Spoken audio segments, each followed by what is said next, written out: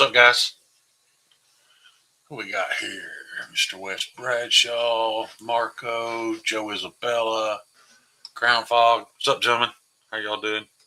I know I'm way early, but Justin and Molly, again, decided not to go live, so I just figured I'd take their spot.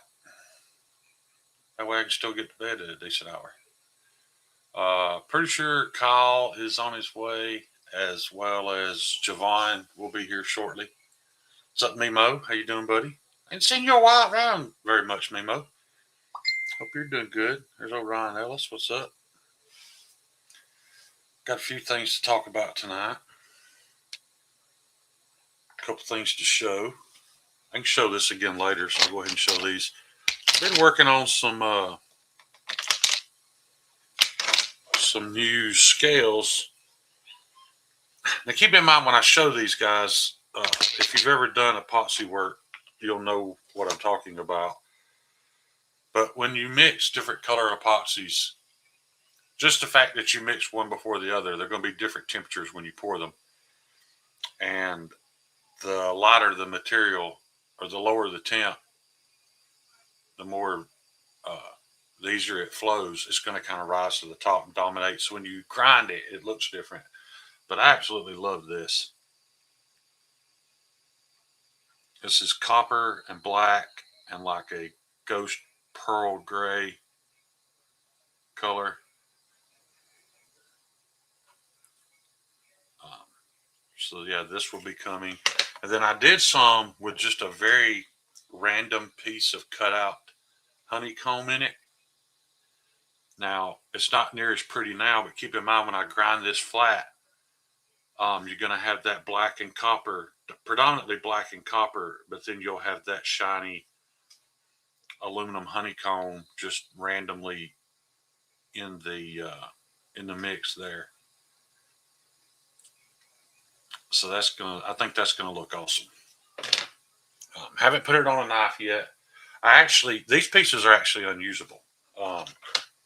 It was kind of a experimental thing I did anyway, but I didn't realize how unlevel this table in my room is.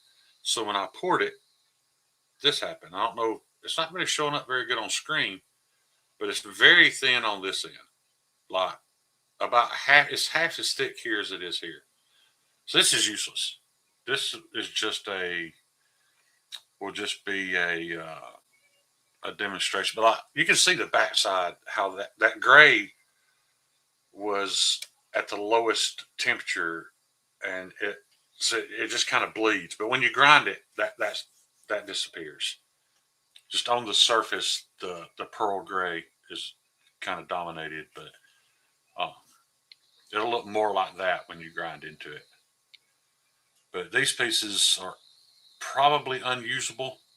There's a little lip around the edge, so they're actually not as thick as they're showing here.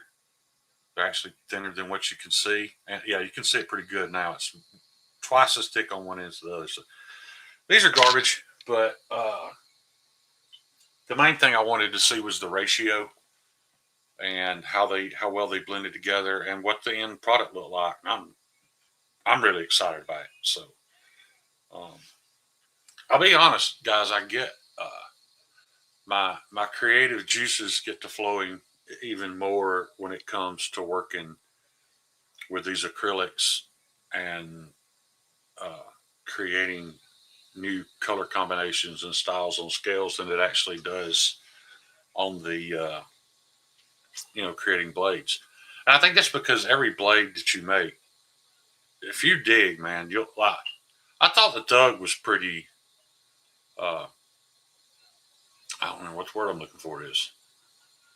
I didn't realize how many knives out there looked like the Thug until after I'd made it and released it. I see more and more knives that look like it. And I remember Ryan Ellis, when he bought his first Thug, he was sitting there holding it in his office in Trustful, and he's like, I've never seen a knife like this. I've never seen anything that looks like this. And now, Melissa Backwoods' her thing with TKL looks a lot like it. Jacob Creates, designed that knife with Jack Wolf that looks a lot like it. None of them are copies. Nobody's copying each other. It's just the fact that when it comes to blade shapes, it's hard. There's nothing original anymore. You can add a little flair to it, try to make it stand out. But when it comes to this stuff, you can kind of be original. You'll find color combinations you didn't think worked, and not only that, but just the nature of gravity and temperature and all that stuff. Every time you do a port, it's different. Like I could never completely recreate this exact piece. So the piece on the opposing side is going to be as original as this would. And I kind of like that. That kind of excites me. But yeah, be on the lookout for some knives in this. I haven't named this color combination yet, but this copper and black, and that, like I said, that gray is it's a pearl white with very little black pigment added to it to make it gray, but it's still pretty pearlescent. So yeah, excited about those. Like this piece here, you can barely tell it, but it's got some of the pearl in it. This is really what I wanted more of. I wanted less gray, just the highlights. And it's hard to believe that I added about the same amount of the pearl gray to each piece. It just rose to the top more on this one, but the majority of that would be ground away. So epoxy work is fun, Joe. Joe, I gotta reach out to you soon, dude. I hadn't really talked about it much, but I've got 3 of the Foruses. I've got the handles on them. They're not finished or shaped. Excuse me. But there's 2 more I haven't even started the handles on. And to be honest, it's because I'm a little scared. Dylan bought some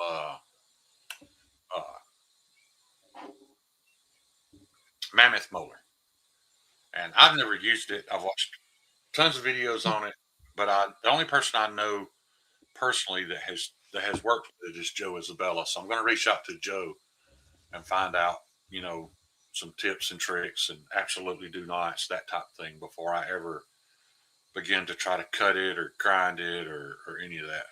God of War color. I didn't think about that, Jacob. Maybe that's what well, tell you what, Jacob Vargas just named this handle design, whatever you want to call it. These will be the God of War. If you want to refer to this, most people are probably still going to call it the copper and black. But these will be the God of War scales from this day forward. What's up, Kyle? How we doing? I'm doing good, man. How about you? Good, just sharpening. I hear you. You got a bunch to do, don't you? Getting there. For January, you're gonna have a bunch to do in January. Because I think I've got probably the most I've ever sent you at one time headed your way pretty soon. Cool. Is that loud? Can you hear that at all? I can hear it, but it's not loud. I mean, John says my voice. John said your mama's melted rocky road. John, that's original, but I like Jacob Vargas's idea a lot better, and I was a big fan of God of War. It's the only reason I regret having a Series X instead of a PlayStation 5 is I can't play God of War. Yeah. Well, I'll mute myself while I'm sharpening if you want. Absolutely not. Okay. It's That bad? no, it's not bad, and it's one of my favorite sounds. As long as it's not Medford's S35 and it's screeching every time you run a diamond across it. No, this is actually one of yours. Okay. Brett. Speaking of S35, I think this is funny, but most of you already knows, you saw my Instagram, that this showed up in my mailbox with no name or anything like that. It came straight from Midway. It's an S35 VN Tonto 8010. And I will embarrassingly admit, this is not American made. but I have not been this happy or excited with a knife in a while. I absolutely love this thing. It's not convenient to carry every day, any of that stuff, but the conversations it starts, the oohs and ahs it gets when I take it out of pocket, and the fact that it makes me feel way tougher than I really am when I carry it. I love this knife. And I was talking to Kyle, and I was like, I wonder who sent it. Kyle had 3 names, and I agreed with all 3 names. All 3 of those people were definitely high on my list of guesses as to who bought it for me. But only one of them was I confident enough to actually thank for the knife before I knew he sent it. And I was 100% dead on. It was, Yeah, I that's my hope guess. it doesn't. I hope it doesn't offend him that I mentioned who it was, but it was Jeffrey Dawson. Oh shit! Should I not have said it? Too late now. Yeah, it's too late now. So thank you very much, Jeffrey Dawson. And while we're on the subject of cold steels, behind the scenes, I was in talks with somebody about making them a kitchen knife, something not just a kitchen knife already made, kind of their design. And I was excited about doing it regardless of the pay or whatever. It didn't matter to me. I was excited about making this knife. And a couple of years ago, I got in a Spyderco Civilian. I don't remember if it's the Civilian or the Matriarch. It's the higher price of the two. And my wife wanted it. And I was like, I'm not paying $280 for this knife. So you're not getting it. And I sent it back. That was back when Blade Ops was, and shout out to Blade Ops, man. Those people were really good to me. But anyway, I was in talks with El Cap about making this kitchen knife. And on here, I mentioned that I'd really like to have a black talon. So El Cap sends me this black talon and says, I'll send it to you. You check it out. Make sure you want it, because he had softened the spring on the triad lock. And I absolutely love that. I am so glad he did that. The only cold steel I've ever been able to open easily, other than this one that he softened, is actually this AD10. They're about the same. So I used to struggle with my Code 4 because the lock was too stiff. Exactly, Maddie, the man opener. That's all this thing is good for. And I take it out of the box, and my wife sees it. This is the first time she's allowed me to touch it since. She takes it to work with her. She shows it to everybody. It's super cool to see somebody get that excited about a knife that cares nothing about knives. So, yeah, I'm definitely going to keep this and make El Cap his knife. I can't afford to make knives to trade out for knives all the time, but this one worked out perfectly. She loves this thing, loves showing it off. So, yeah, that's really cool. Kyle, something happened, buddy? There's no said Stevie. All right, sorry, I'm back. I had to go check on the dog. Oh, He was making noise. you know, I told you we went and had steak tonight. Yeah. Father-in-law took us out to eat, and I got a outlaw ribeye, Lone Star, the bone-in ribeye. I brought the bone home and gave it to Bibi. So while we were on the phone, yeah, I told you she wasn't paying any attention because she was in there gnawing on her bone. When she got done with it, she literally attacked me in the bed, Kyle. She came in here, jumped up on the bed, and piled on my head, like biting and licking me all over my head, loving on me. Saying thank you. Yeah, thanking me for that bone I get, because she hasn't done that in a long time. Her hips are getting, a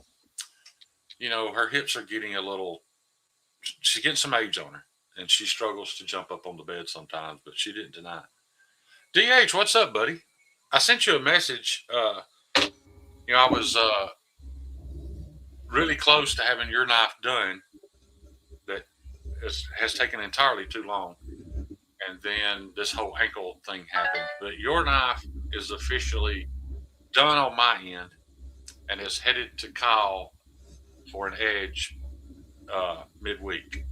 It's going along with the thugs that are headed to Northern Knives and a handful of other knives. So Yeah, yours is about to be shipped to Kyle for an edge. Stevie, I actually had a Caesar salad. I sure did, and it was good, but doesn't come close to Fuego del Chal's Caesar salad. Not even close. Nothing comes close. Speaking of which, we need to talk. I got an idea about logistics for that whole process. So All right, yeah, anything we can do. That's probably the most aggravating part of making anything, especially when you have other people involved. Is the logistics can get complicated and expensive, and it just I've thought about it. I could add a couple hours of work to. Well, it's more than that because I know what Kyle spends. I could add a few hours a month of labor on my end and do away with the logistics. But I've explained this several times in the past. I could sharpen the knives I make and send them out, and I'm completely confident that I could put an edge on them that people would be happy with when they unbox them. But happy's not what I want. What I want when somebody buys a knife from me is the first thing they notice when they open it is not the lack of perfection and refinement, because I'm not capable of that. So what I want their first experience with that knife to be is Kyle's razor sharp edge. The logistics are worth it, is what I'm getting at. And that's why I do that. I sharpen knives for my friends here locally, and they think I'm the shit. They think like the rumor is spreading. More and more people are wanting me to sharpen their knives, and I have to fight it because I don't really like doing it. But they think I'm the man just because I can make it shave the hair off their arm. Luckily, those people don't know. One of them knows because I sent one of them, my buddy Herman. I sent his Spyderco to Kyle just because I wanted him to experience the difference. And without knowing much about knives, he within a couple of days texted me and was like, "You were right. There's a difference." So, yeah, that's one of the only downsides to getting to my local customers. They get a really sharp knife, but they don't get Kyle's edge because that's adding 2 more steps of logistics to a knife. If they got the same thing you guys get, then I have to ship it to Kyle, then him ship it back to me, and me deliver it to them. But anyway, yeah. See, I don't know what you changed, Kyle, but we can't hear it at all now. So if that's what you were shooting for, you accomplished it. I didn't change anything. This stone's finer. Oh, okay. I just found I kind of misplaced this, but I just found my Opinel. I forget what this is called. I'm sure no Stevie knows. I know David renamed these. It's an Opinel blade with a. The Aries? I don't remember. Look at the action on that thing, though, dude. Whew. This bad boy is riding on not bearings. This thing is riding on 3D printed plastic. Look at that. That's perfection. That is good. Yeah. Well, the thing about Opinel is, it's garbage steel. It's all those things, but yeah, but the geometry's good on them. They always slice well. Yeah, they're so thin, they just work. You don't mind touching it up every now and then. That reminds me, touching it up. We did something we were going to talk about tonight, didn't we, Kyle? Whoa. So, what's Needham? I haven't seen you guys forever. Yeah, Happy New Year, Lord Needham. I think I left it in the truck, too. I ordered. We didn't have to. I now have to have it in hand to talk about it. I don't feel like going out of the truck right now. I ordered the new Wicked Edge hand sharpener, and I was really excited to talk about it. I'm going to say this: for $40, it is a perfectly acceptable blade touch-up tool. And that's exactly where it stops. That is all it is. You could probably use it once to do more work than that before you wore it out, removed all the diamonds. It is not a sharpening system. If you have a knife that you run at a 20-degree edge, or you have a knife that you don't mind putting a micro bevel on to get it back sharp to finish the job, it's worth $40, and that's where it stops. It is not even the same tool that you're looking at on screen right now. I used it. I sharpened a couple of knives with it. I told you, quit calling me a tool. We can't see you. All we can see is your tool. Somebody clip that. But yeah, I used it, and yes, I got it. The knives that I touched up, because that's all you can do with it is touch up an existing edge, and I got them from, somewhat dull, not hair shaving sharp to hair shaving sharp. Don't order it. Don't spend your $40 if you need something to do more than that. It is not pocket friendly, so it's probably, I would say it's slightly more foolproof than the Wicked Edge field sharpener, because the Wicked Edge field sharpener helps you set your angle, but you still have to maintain it, where that thing maintains it for you. But I will say this: they had to create that gap wide enough to take more than just an open L. If you wanted to sharpen, you can sharpen your cold steel on. So that means that gap's kind of wide. So that means when you lay your blade in that track, it will rock. So there's at least a 2-degree variance that you can easily, mistakenly create when using that thing. So when you see these people on TV quick swiping it, they are creating a, what's the name of it called? The rounded edge? Convex edge. Yeah. If you take your time and carefully place it, the blade flush against the little slidey thing each time, you can probably get a V edge, but yeah, it just is what it is. It's a $40 edge toucher upper. Is it worth $40? I think so. But if you already have almost any other sharpening system, you can do what that thing does. But if you just want something to pick up and within 3 or 4 minutes get your edge back to sharp, there are many things you can buy to do that, and it just happens to be one of them. Now, if they come out with some, because the sharpening plate is removable, because you can flip it over. It's 500 grit diamond on one side, and it's ceramic on the other. If they come out with like a 240, if they come out with some different grits, it may be more versatile than what it is now. But as for right now, it's a $40 edge touch-up tool. So if you don't have something like that, I wouldn't talk you out of buying it. But I don't regret buying it.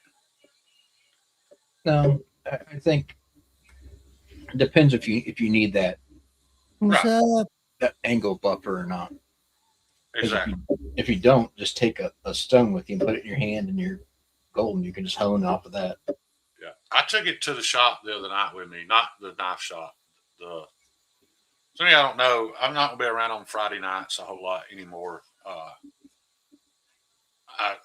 It's just a group of local guys here that I hooked up with because I needed some human interaction pretty badly. And these are all guys I've known for years. We all get together. I know a knife store that might be hiring. We all get together at this local hot rod shop. And when I say hot rod shop, I'm talking about they're building, right now there's a 1,700 horsepower square body in the shop. All aluminum, big block, twin turbos, all that stuff. Anyway, we all get together and just hang out, play cards, talk about whiskeys, talk about knives, talk about cigars. It's great. But anyway, I took it with me because none of those guys know how to sharpen a knife. So word got around pretty quick that, hey, we got a knife sharpener in a bunch. And so everybody started bringing their pocket knives and stuff with them on Friday night for me to sharpen. It sharpened everything everybody brought except one. And I want to talk about it too. So let me grab it. What's going on, everybody in chat? What's up, Kyle? How we doing, guys? Man, I've got the fret clamped down pretty good. I've got it taped up on my edge. I'm just got the stone laying on it, angle set at 20, and I'm ready to dive in after midnight. I'm finishing up the second one here. So Big Chap tells me that a couple of nights ago, him and another couple got a wild hair up their ass and went over to Lucy's Afterlife. Lucy's Afterlife is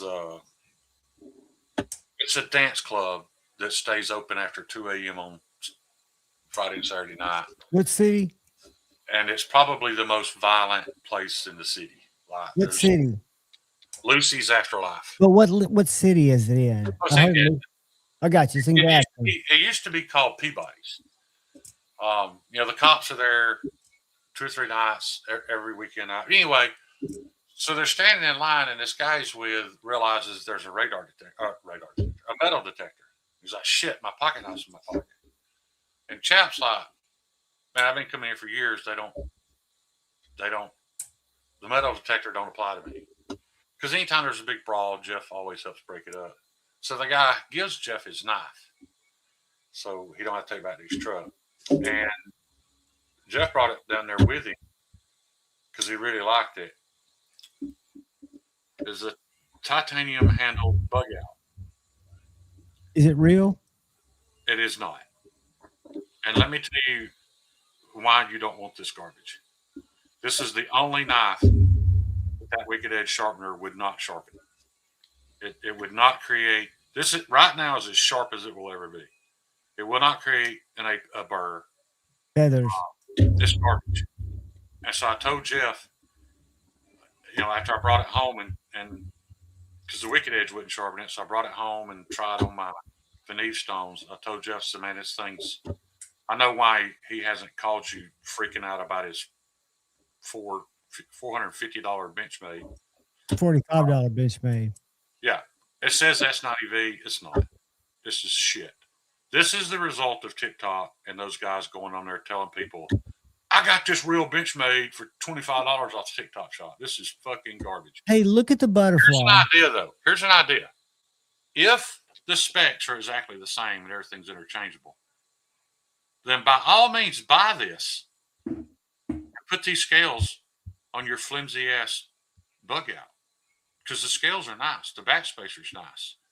But it's not a Benchmade, and the steel is absolute garbage. Let me ask you something, because I'm curious if they've gotten smarter or if the things that they look for are still there. Look at the butterfly. The butterfly's so fuzzy, you can't read the writing. So it's not as much about fuzzy, but if you know that, that's your first sign. But in between the bottom butterfly wings, it says USA. This says something, but you can't read it. Yeah, okay. So, but you can on a real bug out. Right. And you look at the orientation of the evenness on that flat where the S9 or the S30V is on mine, or S20CV. See how it's perfectly centered between the high of the spine and flat? This one's high. You can tell it's off a little bit, right? This one's more towards the spine. And those are the things that consumers out there, you guys, look for, especially on Blade Binge.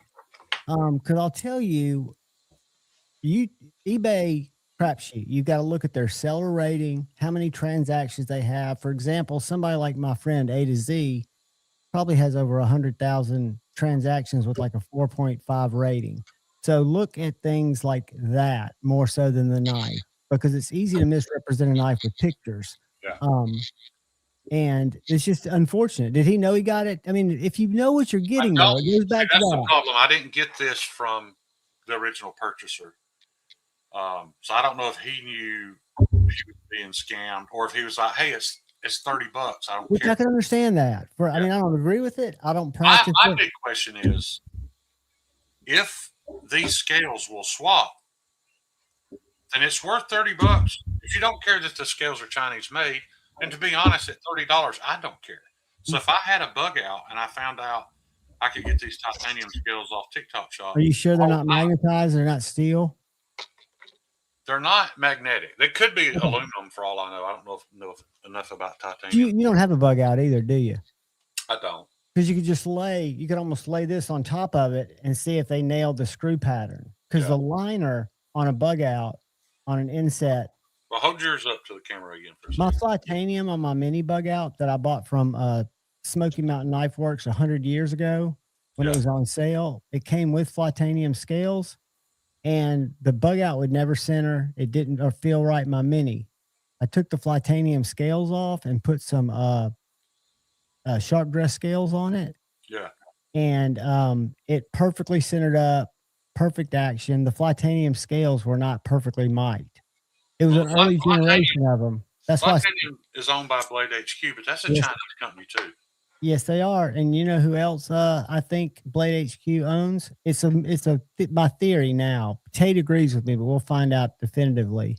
Arcform. Remember Arcform went away? Do you remember the Slim Foot? They went out of business. Yeah.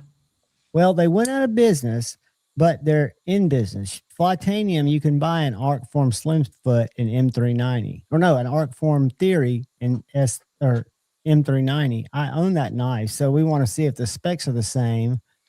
But the address for Arcform or for Flytanium, excuse me, is in Salt Lake City. And if you've researched the Arcform stuff, it's also in that same area.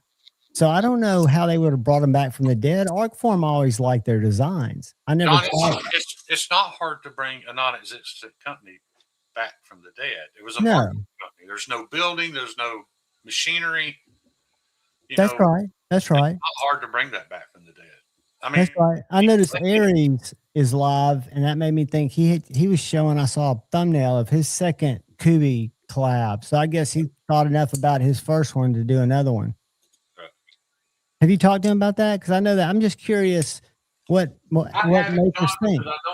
because I don't think I'm capable of having a conversation about that without it sounding like I'm down talking something. You're asking questions because you weren't in the members live that Colin and I were in, but I did not know Jacob Creates was no longer making his knives. Chickadees are made by Millet. Yeah. All Jacob's knives are made by Millet because he had to get his production out of his garage. He couldn't physically meet. And I get that. Everybody, we're going to get to a point to where we're scratching our heads, and he was, using a company that the way I can tell something had changed is if you have to take the scales off my chickadees, and Kyle gave me a great new series idea, but anyway, you have to take the scales off my chickadee to see where it's not lasered, it's milled 20 CV or S90V between the two bolts on the little tang. Yeah. And the new one now they've got the blade steel on the flat. And my first chickadee is a full flat. It's not got the little flat part. It's a full flat grind. But so it looked different. Looks a little better. But at what point? And that's going to a USA company. But I know Jacob's still the designing force behind those knives. But evidently something about collaboration is, and this is a question I'm asking, but must be making sense to people that are busting their ass. And you're a different case because your passion is in edge retention, heat treat, or strength, or what's the steel supposed to do. Right. And could you find a partner passionate enough? And well, we know that one exists. It's tough, man. Like, had it been common knowledge that Alex Steingraber no longer heat treats the Lamias himself, that another company's doing it, there may have been some outrage or disappointment over that. Why? Just because of people like me who immediately people like think you. that. But if you had a conversation with Alex, he would shut you down. He'd say the recipe's the recipe, and if you don't think I stay on top of that motherfucker and check them, you're crazy. So you know that he's the type of guy. Not that everybody would be, but I wonder if our whole mindset on you're the creator of the knife, the design, the way the steel should be. And if you could at a larger level But keep in confidently, mind, Alice is working with somebody that is small enough that he can nitpick them and stay on top of them and get exactly what he wants. And that's been double tested because that tried and true you own was not heat treated by Alex or Steve. I And don't have any more. Steve said that they fucking nailed it. It's fine. Just chill out. No, you know where it is? You know where it is? Where? It's at Joe's. I got to measure my back pocket. Lancelot leather. You know, when I saw Ryan's sheath when he broke out his shark when we were at I don't know if you saw his shark sheath when we were in Knives and More. I love that thing. It's tall, you know, it's a tall leather sheath. So I don't think he's gotten the knife yet, but you know how that's one of the negatives I would say is that sheath didn't have great retention. Now, if I had a heat gun, I could have probably fixed it, but haven't had a Joe. I've got several Joe clip slips, some that I use as some of my mini sheaths, but I've never had one of his sheaths.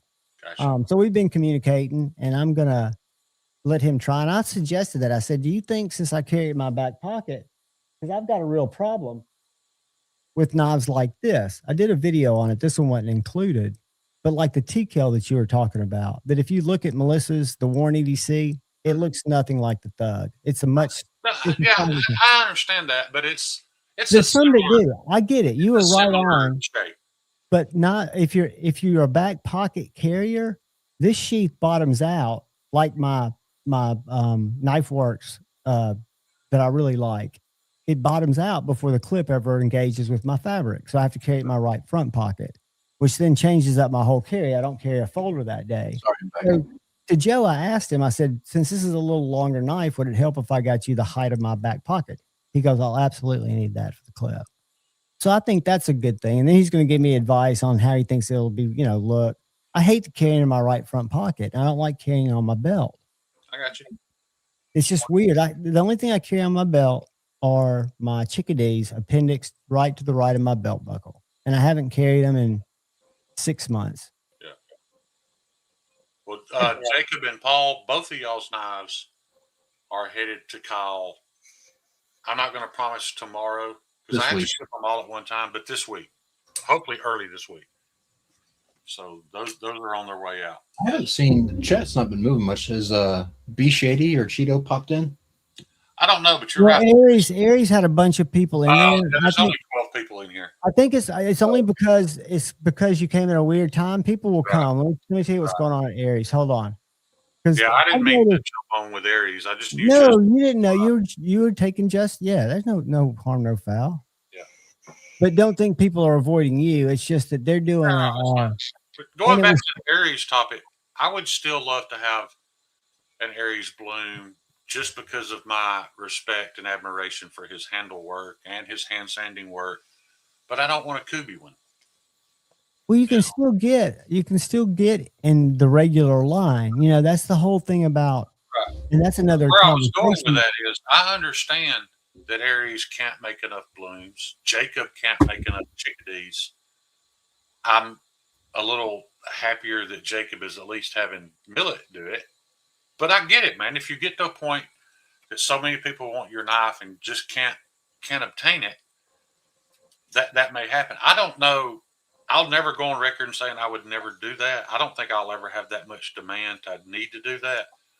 But right now, I'm way happier with less people having them, and everybody that has one was made by the same person. And the value of them is still a higher. I mean, there's so much to that conversation that you don't have to make those decisions now, but just keep an open mind to a lot of what, you know, like I remember seeing Steve's video. That's one video I did watch when he was talking about his American collaboration. I didn't know it was something he had been actively, his dream was to eventually get there. I thought he was kind of anti that. You know, I thought he was a lone wolf. Just mentality. As long as it's a U.S. done. Right, but as a guy, I don't mean that in a bad way. He just struck me as a control freak kind of guy. But he's also going with a respected friend and someone he trusts. Right. And I just think that I think collaboration breeds much more refined value if you've got the right collaborators. And Jason, and I think I know y'all were busy, and I know y'all probably didn't want to step on his toes and ask the kind of questions I was curious about, and he wouldn't have known, but he would have found out. But you know, I was starting to talk about in the live. I reviewed this knife that is coming to me from Peter. The Best Tech did a prototype. Jason didn't want to buy 250 or 500 knives. That's not what he's in it for, because he's not in it for the cash. He's a tattoo artist. He likes making knives, and he draws a knife almost every morning when he has coffee because he's just a prolific artist. He's not going to make them all. He just sketches them, right? Right. So he always wanted to have somebody who could, you know, that was quality that could help him with his products. And he's not. So for him, a licensing deal makes perfect sense, because now we're looking at another prototype. The difference is, if you go to North Mountain Blades website, they've got all the marketing photos of the proto done. All they have to do is plug in the price, and people can start adding it to the cart. Right. What I found amazing was the Dwyer that I got that's kind of controversial. The 3V version, they made a Tanto and a Bowie. They both sold out first. And I thought, well, that's great. We won't see those for a while. Within a week, 10 days, they're back in stock because North Mountain Blade is having them made or making them in China. They're the same company, right? Right. So I think from a standpoint of different strategic partnerships, it could make sense. And I know for Jason, I think it does make sense, and I he makes a appreciate lot less money. He makes a lot less money doing it this way. Right. I appreciate the fact that Alex is trying to build a network of shops that can make that possible. But guys, they're still not going to be super obtainable or super cheap. Right. No, And that's fine with me. You know, I could call Alex tomorrow and start the ball rolling on a batch of thugs. that's your number one knife, I would say. Right. As far as, you know, making a folding thug. However, there's some financial responsibility there. No, I wouldn't have to pay up front. I would have time to market them and have them sold, collect the money as about the same time they're being shipped, and pay him. And What's your minimum order? that would be awesome. But if that didn't happen, I still owe the money. And I Right, can't right. pay the man, and I'm not putting myself in that place. We can talk about that. That's a no. Don't even think about that. Whereas with letting Michael Martin do it, the way I approached ABW with it is, I'm not going to make a dime. But that's for a folder, right? Yeah, for a thug folder, I don't. So wait, go back to the thug fixed blade. And what's the minimum that he'll Nobody's do? ever going to make the thug fixed blade but me. But if Alex did it, what would be the minimum order? I don't know. Is it 50? Less. I don't Probably. think Steve sold probably 20 or 25. Yeah, I could probably do a batch of 25 if I had to guess. I would get the number. Yeah, I would set I'm not. I don't have any. I'm not interested in that right now. Just to be honest. And I can understand I'm that. only interested in the thug as a folder because before I die, I want to know that it existed, and I'm willing to let ABW make it and me not make a single penny off of it to know that it existed. Would it be as high end a knife as if Alex made it? No, but and the only reason that hasn't happened yet, guys, is because that's all on me. Like I haven't progressed that forward yet for reasons I don't really want to talk about. There's no drama. It just, I'm not ready. That's all I'm saying. And I want to go back to, you would sell 25, 30, 40, or 50. I know without a doubt, and I'm not a gambler. I know you would. Right. It's you, it's Alex. It's different. CNC, it's a great knife. I don't think it would be priced crazy. I think it would be priced amazingly well. And I think it's, I don't want you, I don't know you're not ready to do it. And that's fine. You never ever have to do it, but don't ever not think about doing something like that because you don't know if the demand's there. Because I don't think the circle that you run in would ever suggest something without fishing that out to make sure. Don't doubt yourself, dude. Your shit is awesome. I'm not doubting myself. I just don't want to be put in a position where somebody's depending on me financially and I'm not able. It's not just you. You got people that are around you that can. It could be a group risk. Right. And then when it's successful, I you think just I get know what left. you're talking about. I think I have a clue what you're talking about there.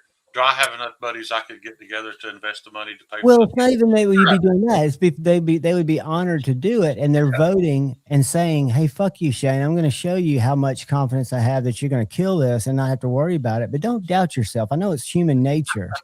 We all walk around with imposter syndrome. But you've produced enough knives now for over a year that are. I can't wait to start sharpening mine. They're awesome. Jeffrey Dawson, it's funny that you asked that because that is one of the hurdles. You know, when I talked to Michael Martin about it, I don't know how comfortable or confident he is in marketing a knife called the Thug. You know, Michael's a deacon in his church. KHUNT. Hang on, John. It doesn't really fit his brand.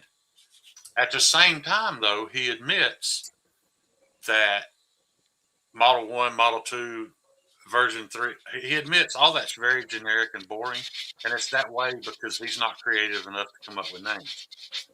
Like I said, so he didn't seem like he had an issue with it being called the Thug.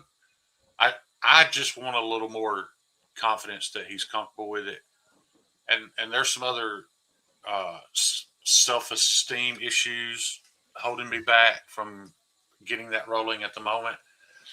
But I don't care if it's one. I don't care if it's just one. Kyle knows why it's not happened yet. I don't want to talk about that publicly. You don't have to, because then there'll be pressure that I don't need. You got to have Michael make it the Model 6.9. Yeah, yeah. I was going to change the name to the Kahoot. Spell it KHUNT. Rody, I agree. The Kahunt. I agree with that. There's a lot of knives that exist. Rody, that's funny. But at the same time, those guys have 5 and 6 figure followings, which equates to, you know, more possible sales. And I don't have that. But like I said, I just don't want to put anybody in a spot where money is on the line that I'm not 100% confident I can recoup in a short amount of time.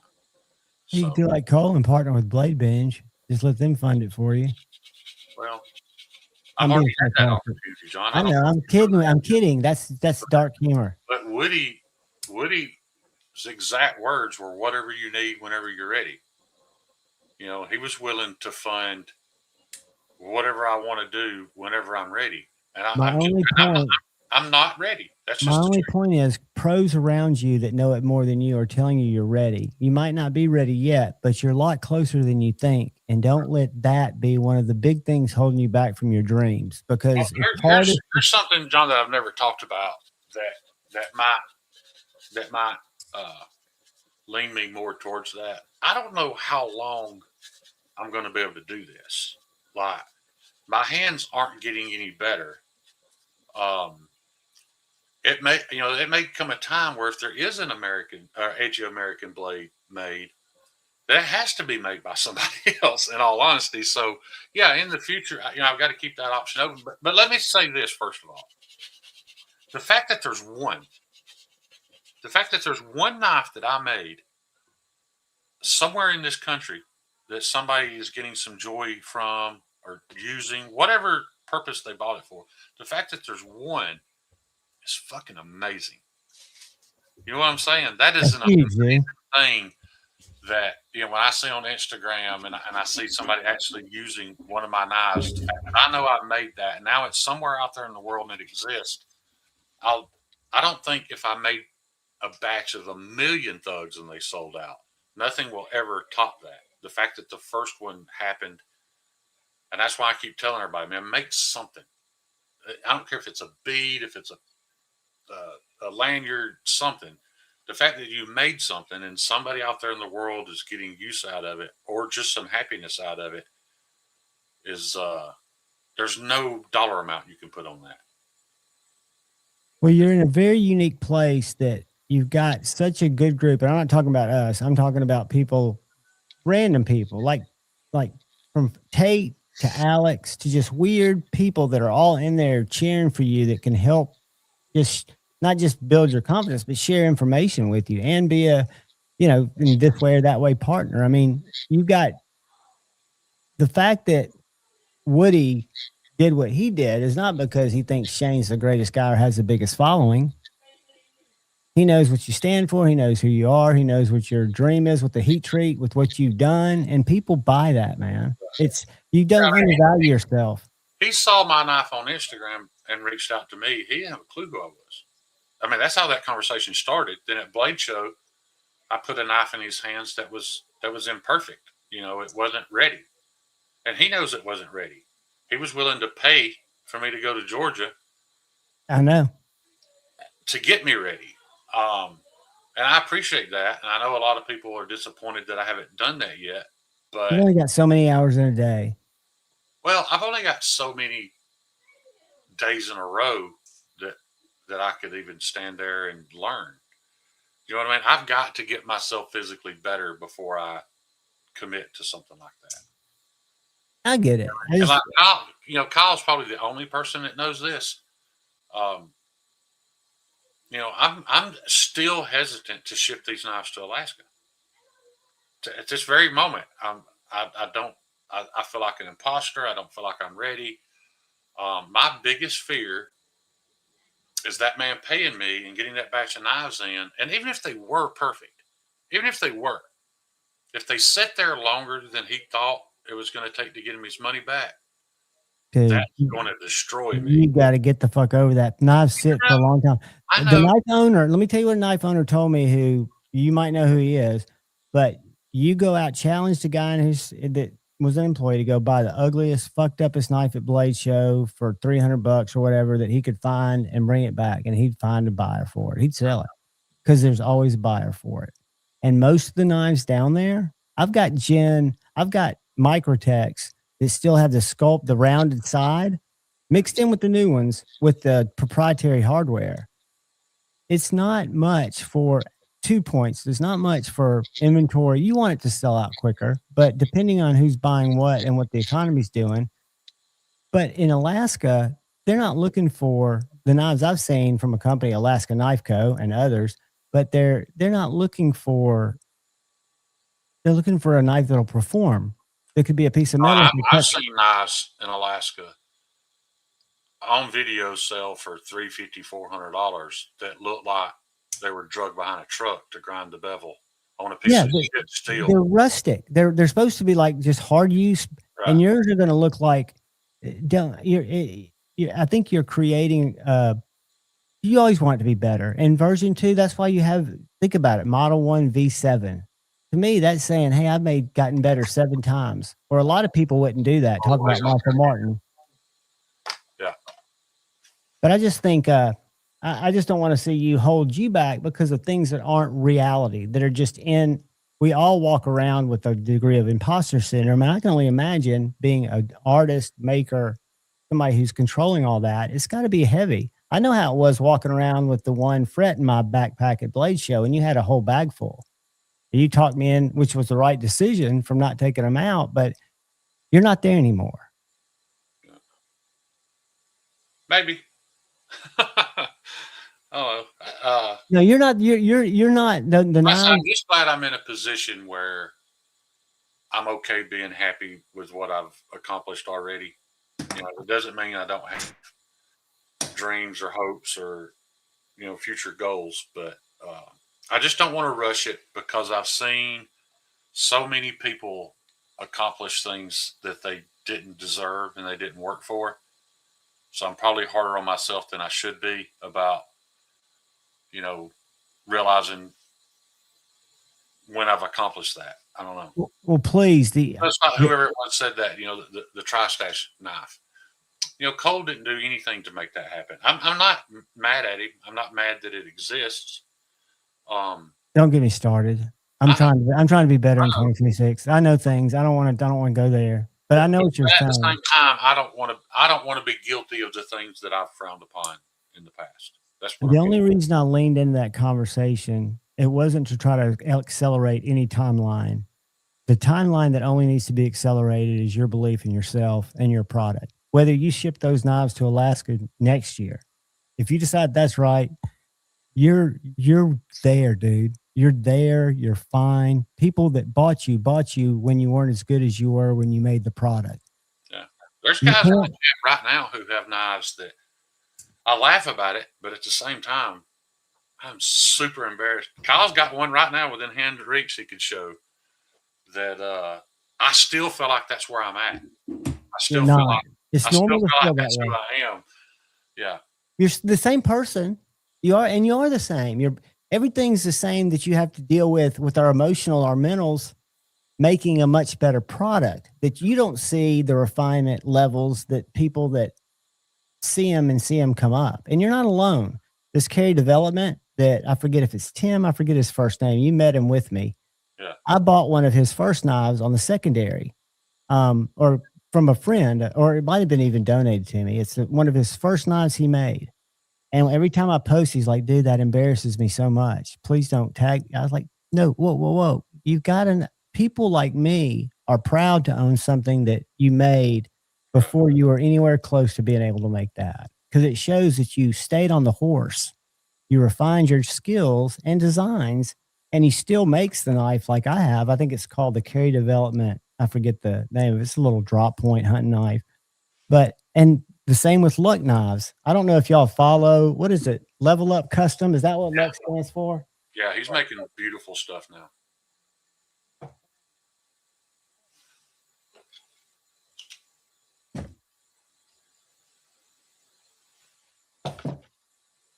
Do you have a LUC?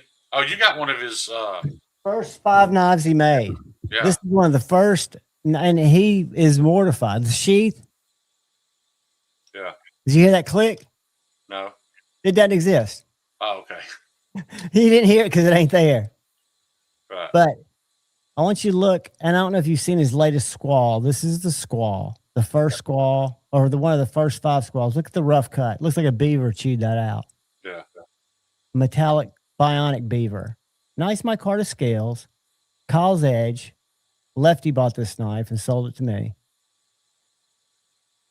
And if you look at the knives he's making now, you would not even know they were made by the same person except for the That's true. shape. That's true. But for somebody like me, I haven't been able to get one of his knives because I haven't been buying knives. But I'd love to have one to lay it next to this one. I would not let this go. This is a forever knife. Do I carry it? No. Look, why? I haven't sent it to Joe or 1931 Leatherworks. I've got enough knives. Why is it not going back in the sheath? The sheath collapse on you? No, I just wasn't putting it in there right. But I mean, it won't fall out, but That's about the Might way have that's about the way my Kydex is. it would That's probably fine with fit. It would probably fit in one of my Oak City leather slips or one of these. What are cool about these slips, and these aren't made by TKL. TRM uses this sheath maker. I've seen several other small knife companies use this sheath maker, but for a Warncliffe or sheep's foot, you put it in this way.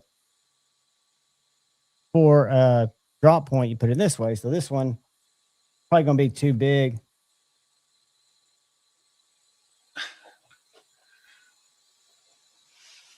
Fits right there. And I'll tell you where it fit perfect.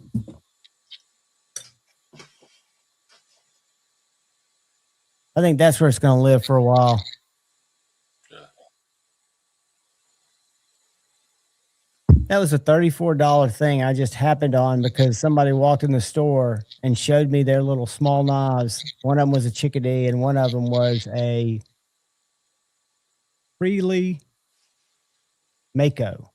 I think it's cool that you found something that you like as much as you do that thing. Just a little sheath. Yeah.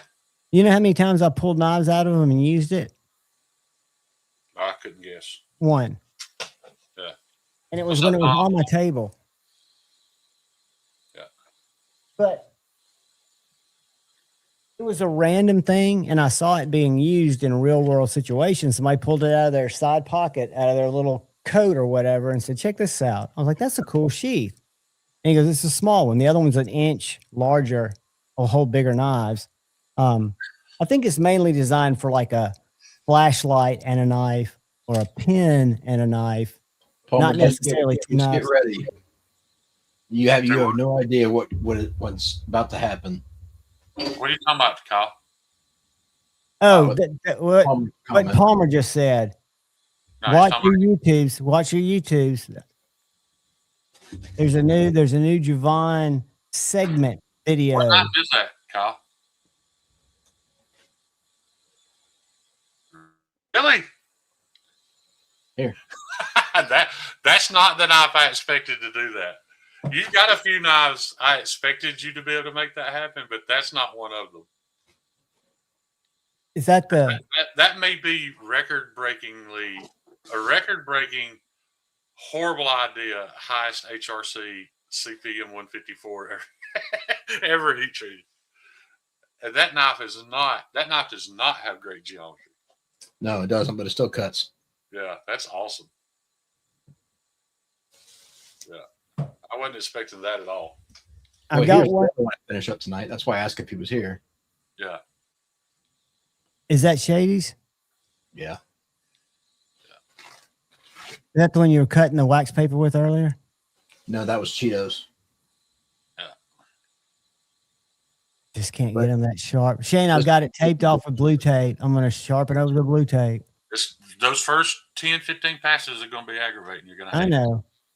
So this is an early Jacob Creates, one of the first ones. See how it has no flat up at the top? It's just no flat area. It's a full flat grind. I prefer that. And that's S90V. To me, it doesn't bother me because this is what he went to with his knives. Yeah. Just a tiny little triangle. Yeah. See how little it is? I missed a bunch of people. What's up, Todd? What's up, DC? Todd, I honestly did not have that particular HRC tested, and I made a mistake. I would say somewhere between 66 and 67. I made a mistake, and when I sent the recipe that I used to Alex and Steve, they both guessed 65 to 66, which is not ideal for 154.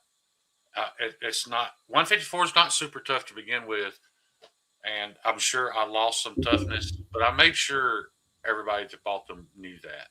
You know, it's kind of a hard use design, which doesn't make sense because I made it a non-hard use knife. But you know, that was one of my first. I'm not embarrassed by it, but it's up there, and I do like the fact that I proved what you could take a steel that people have written off and actually make it do. So, you know, there was a group of guys, and it never got talked about. I mentioned it to Kyle, you know, that this group of guys were playing with 154 and S35 and some of these other steels that we've put them in this space of what we expect out of them, and they were getting edge retention performance that exceeded, you know, K390 and things. But that's never going to be mainstream. It's never going to. Yeah, you can't compare that to a production heat treat because that's not going to happen consistently. And what's to say? I wouldn't do that again either. You know, I understand why production companies wouldn't do it because I wouldn't do it again now that I've done it. Paul, yours is whatever that one is. They guessed 65, could be as high as 60. Well, that's one of the beauties you got as a small maker. You can dial those in. Tate and I've had that conversation that you and Kyle have put in my brain. Why manufacturers or the knife designers that make them in the States or other places don't push for higher excellence. And one, they think it's because their customers aren't demanding it and they're happy with something else and looking for something else. Well, and it's hard, John, when you go from a small maker mindset, because if I do something that costs me more time and I really crunch the numbers and I realize, well, that only cost me $10 to $15 more than if I had done it and not achieved this performance. But on a production scale, if you're selling 1 million knives a year, that's $15 million. I wonder how many they sell though, like TKL. I don't know. I'm just using $1 million as a round number. Yeah. But even at $1 a knife, you just lost them. You just blew $1 million into the wind.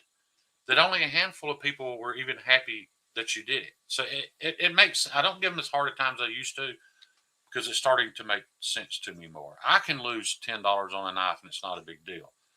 But for a production company made 100,000 of them and lost $10 a knife, that's $1 million, man. No. So No, I haven't, Todd.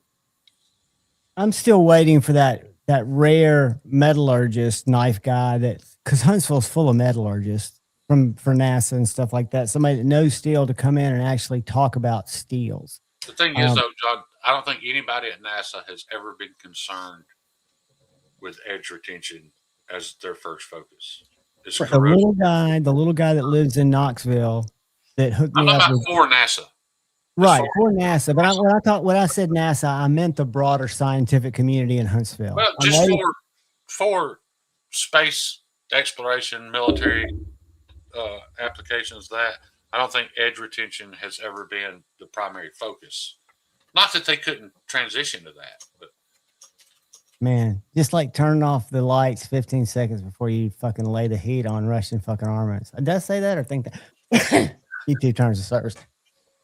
Yeah. But it's different, right? And what I'm amazed with is the volume of business that store does. Again, a good bit of it's case. I wasn't able to in 2 months to figure out if that's 30% of the business in terms of number of knives, not profit, but number of knives that went out the door. How many of them were case?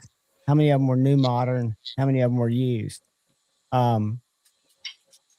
Because the buyers, and then whether they're modern knife buyers, I've only had a couple of people, like one young guy who's about to be transferred to Hawaii. He was talking about, have ever seen a Riot Exo? I was like, absolutely. People don't know that stuff. I've had like 2 or 3 conversations in 2 months where when I was showing people the different bug outs, because that's part of everybody's walk through there, and talking, well, this one's LMAX, this one's a little more an S90V. They're like, what's the point? And I'll tell them, edge retention versus corrosion here and blah, blah, blah, whatever. They go move past it. I've never asked anyone asked me. I made a terrible mistake and Tate laughed at me. I had an old guy come in late wanting to get a replacement for his Kershaw to skin deer with. You won't believe the knife I sold him. I think I suggested. I want to answer something here. DC. the friend's one of the best skinners I've ever seen. I can't highlight the comment. Damn it. Go ahead. You highlight Dom's comment. I can't highlight it. I just need something that holds. Yeah. Okay. So understanding why people want something hard. So it's not about hard using the knife. It's about the harder it is, the better edge retention you get. Plus, depending upon the steel, if it is tougher, you gain, depending upon the steel, you can gain edge stability, which means you can grind them thinner to get better geometry than you can with other steels. So there's a, again, everything's a compromise, but there's a give and take why you want a tougher knife sometimes. And if you can run harder without having it become brittle, you're going to get peak performance out of that steel. So there are certain steels that just perform better and are more stable. And there are certain steels that you can grind thinner to get better geometry without risking deformation as easily. So hopefully that. And to me, I'll be honest with you, Dom. It's not as a maker. If you're planning on, from a business standpoint, it's not a good idea for that to be. For what my main focus is not a great business idea. It's a beautiful business idea for enthusiasts. There's not enough people out there that care about it. So that's my point. Shane, you're making performance-based knives. You're not making hard users. There's a complete difference. And people who car in a NASCAR. Yeah, but people who buy your knives know they're getting performance-based. They're not going after something to absolutely just go out and bushcraft with. Have you made stuff that can? Yes, you have.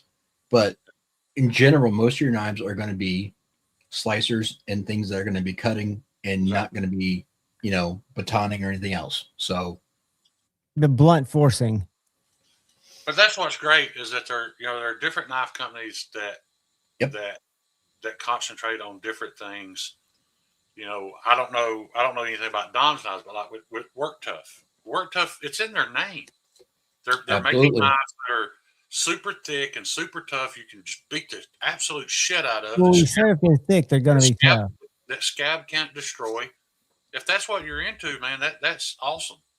I can make those knives, but that's not what I'm known for. And what But I you got wanted to to talk do, about something, John, that I've put a lot of thought into.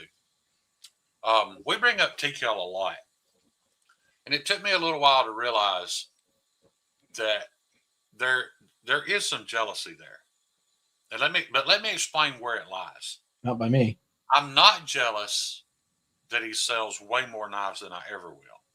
you don't say ever will. That's Hang on, let me go finish. ahead. They don't say ever will. I'm not jealous that he sells more knives than me.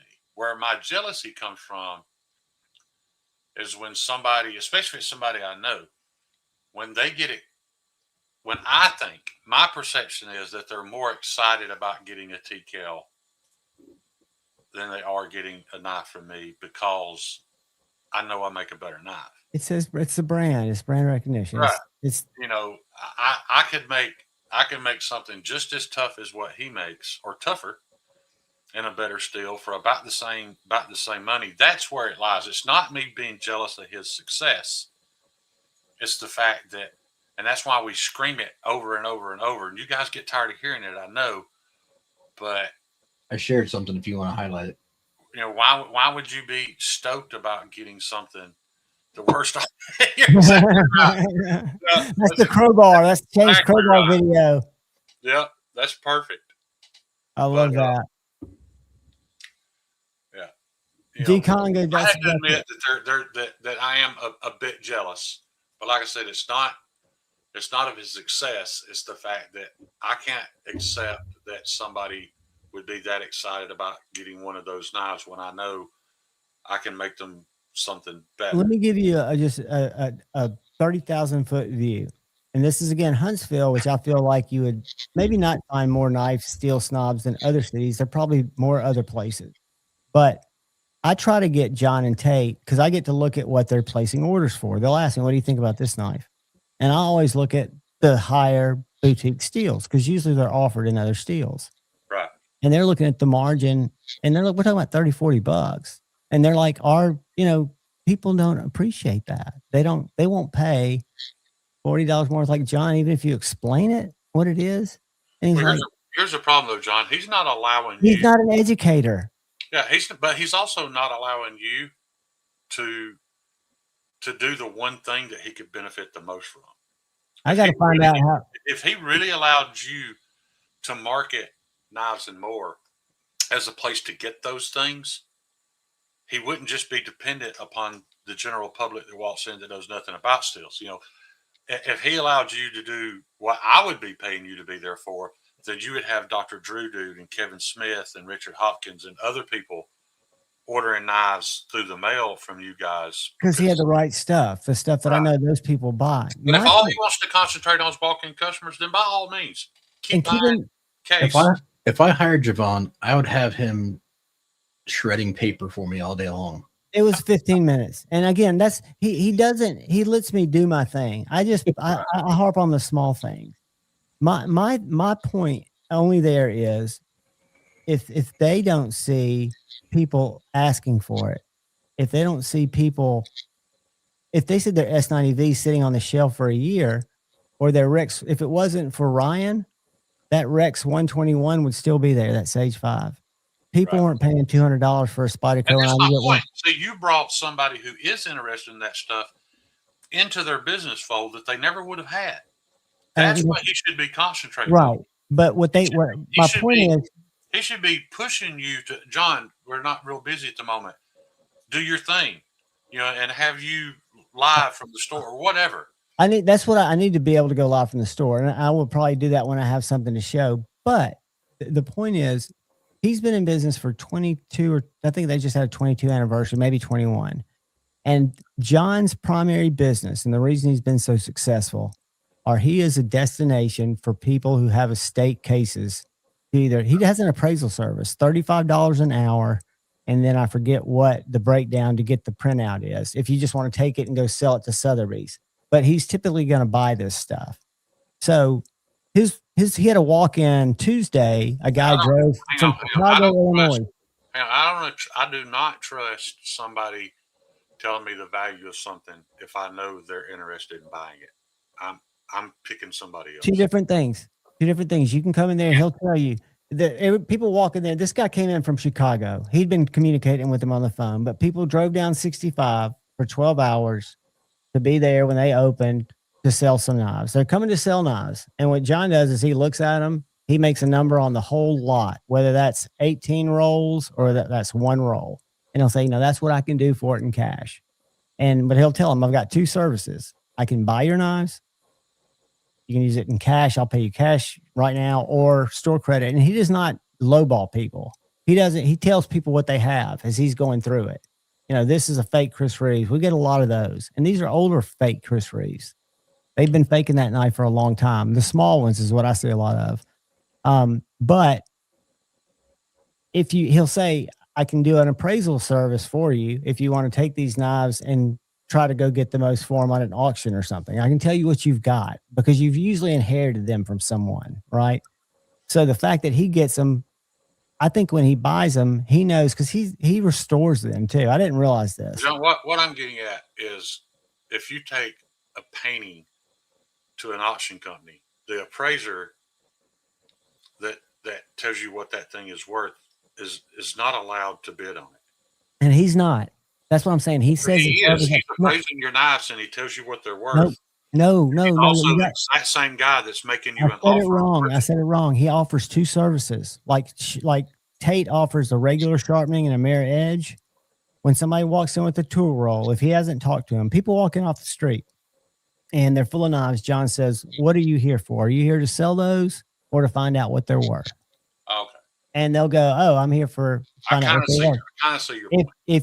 Then what you're looking for, I think, is an appraisal. That means you want to see what the market will bring outside of the store or what I'm willing to pay you now. Right. Clarifies that. And then he says, that'll be $35 an hour. You'll leave the knives for me. You can pick them up Tuesday. I'll have a printout. That printout you're going to have to pay X for. He's got it broken down however the industry does it that does that. There are very few people that do that, probably less than 50. But is there not ever a time that he appraised those knives and then the guy was like, well, what would you give me for them? And he makes an offer? Absolutely. Okay. Absolutely. But he's not appraising them in real time. If he appraises them, the conversation stops there. He rolls the tools up and he puts them in a bin back where the sharpenings are because he's not going to do that in front of somebody. What you're saying is he's doing it as fairly as it could possibly be done. If somebody wants to deep dive there still exists an element that it could be a little unfair. I missed a question in there. So he's charging an hourly rate to appraise. No. All right. You said $35. A quick synopsis of what happens. People sell. The reason they're so successful and they don't need me and they don't have a website and their email address is ifitnow@yahoo.com. The reason all that's not important to them is because they've got this walk-in traffic. People are told by collectors all around the country, if you need to sell your collection, John Hopkins is a guy you can buy them from or sell them to. He's one of those people that are written in the back of people's collections. When I pass away, reach out to this guy. So when people come in, and I think he's got a post on the door, there are two services available if you want to get rid of or find the value of your case knife or your knife collection. If you want to, you can sell them to me. We can sit down right now, look at them. I'll go through them with a 30, he's not able to go research them on the computer, all of them. He can research some of them on his phone while he's sitting there talking to him, but it's a 30-minute conversation that ends with John throwing a number out there or asking them what they want. And I've heard somebody throw a number out that they want, and John goes, you've got more than that here. Now, I'm sure he's getting them for the cheapest, which makes sense. Yeah. I mean, there's a difference, but I've heard him say on more than one occasion, well, you've got more than that here. I'm willing to give you X. You can say yes or no. I'm not trying to say it's evil. I'm just saying there's no appraisal that's happened yet. There could be. There still exists a small amount of conflict of interest. Well, if somebody's getting at, but it's not possible for that to not exist. So I'm right. If somebody's bringing knives into your business to find out how to get them out of their possession and walk away with money that in their mind they're happy with is what they're eventually doing. You look at what are they trying to accomplish, a value or getting money in their pocket. It's about getting money in their pocket. Right. And- And so all I was asking was when he does the appraisal and he takes them back and does it later, right? You So said if somebody says, I don't want to sell them, I just want to find out what they're worth. Right. Then he goes, okay, I'll offer an appraisal service. And then that is how much? $35 an hour, and he gives them a breakdown based on the number of knives and the number of cases versus the red roosters, or what are they called, dancing cranes, what he thinks his hours are going to be. It's going to take me 2 hours of research time. So you're going to have $70 in it there. Okay. And then so he charges the hourly rate, which gives him his time to do the research. But there's another charge in there, and I forget what it is. Hang on. But then you said he also charges to print out the paper. Not to print out. No. There's some other fee that's there. I forget what it is. There's another. I thought earlier you said something about printing out the paper costs more. I said it wrong. It's a registry fee or something. There's something that he's a part of that when he puts an appraisal on it, it's like a stamp. I don't know. I don't understand it because I haven't asked him the question because I don't care because he and I fight all the time. But it's just okay. That's all I was clearing up. Is I thought you said something about. No, he doesn't charge to print, but he's the type out. of guy that would. And I told A to Z EDC, and I shouldn't say this on a live stream, but that's the type of house I would be looking at to purchase in the future when it came up for auction 20, 30 years down the road, because it would be one that you would want to take the sheetrock out panel by panel and look through as you're demolishing the house. Because I just feel like there's so many wides or rolls of hundreds stuck in the wall somewhere there. It's that kind of, he just has very successful, very, an upbeat guy, but he's just that he's an old school knife trader who is a knife collector collecting cases, which I know nothing about except the patterns now, but it's a different breed of people. There's nothing for him to notarize, but it could be like for an insurance purpose, like it's something like that, Derek. It's definitely something like that, but I don't exactly know enough about appraisals. I just know he was explaining to me, just have them talk to me, John. Jesus Christ, Drew. No, I'm talking about that guy. So what I'm saying is I'm sure that there are rolls of bills by the buttload somewhere in a hiding place out there. That's the kind of guy he is, right? He's old school. Highlight shit. All I will say is my impression of him changed when he told us to the moment we walked in the store and he shit us. Like, if y'all had been there without me, he wouldn't. Me. No, if I hadn't been there, he wouldn't have shushed us. That's Javon behavior, because he knows I come in loud. Yeah, and he looked like he was just standing there. Have the phone up to your ear. That's what I do. I mask. They're just things that we're different. I think we're of the same generation. I'm thinking he's Generation X. John, Kyle, have we even showed Bugsy his knife? I don't you have it, right? I have it. I have it here. I don't know if Bugsy's even seen it. Yeah, Todd, I just smoked, buddy. Before you show it, Bugsy, comment and let me know if you've even seen it. It's about done. Yeah, so it's next up. Shane, it's the last one that needs to be done, and then they're going out early this week. Yeah. Okay, he saw it a while ago. Good deal. Okay. All right. You can still show it. I just wanted to know if he wanted to see it first. There's not been any updates on that one yet. So, but I'll grab it here. Yeah.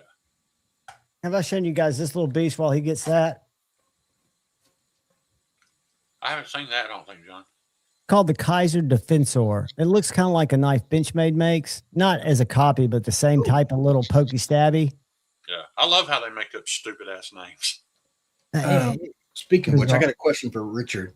Richard, Defensor sounds like something out of the He-Man universe. It does, Defensor. I think that was one of their names. Richard, do you have anywhere between a 70 and a 135? Because I know you're on Nikon, one of the F series macros. If so, let me know, because I can adapt that. I might be interested. There you go, Bugsy. Ooh. Now you're oohing, John. There Nope. is an imperfection in that knife. I've already admitted It's it. not bad. It's not bad though.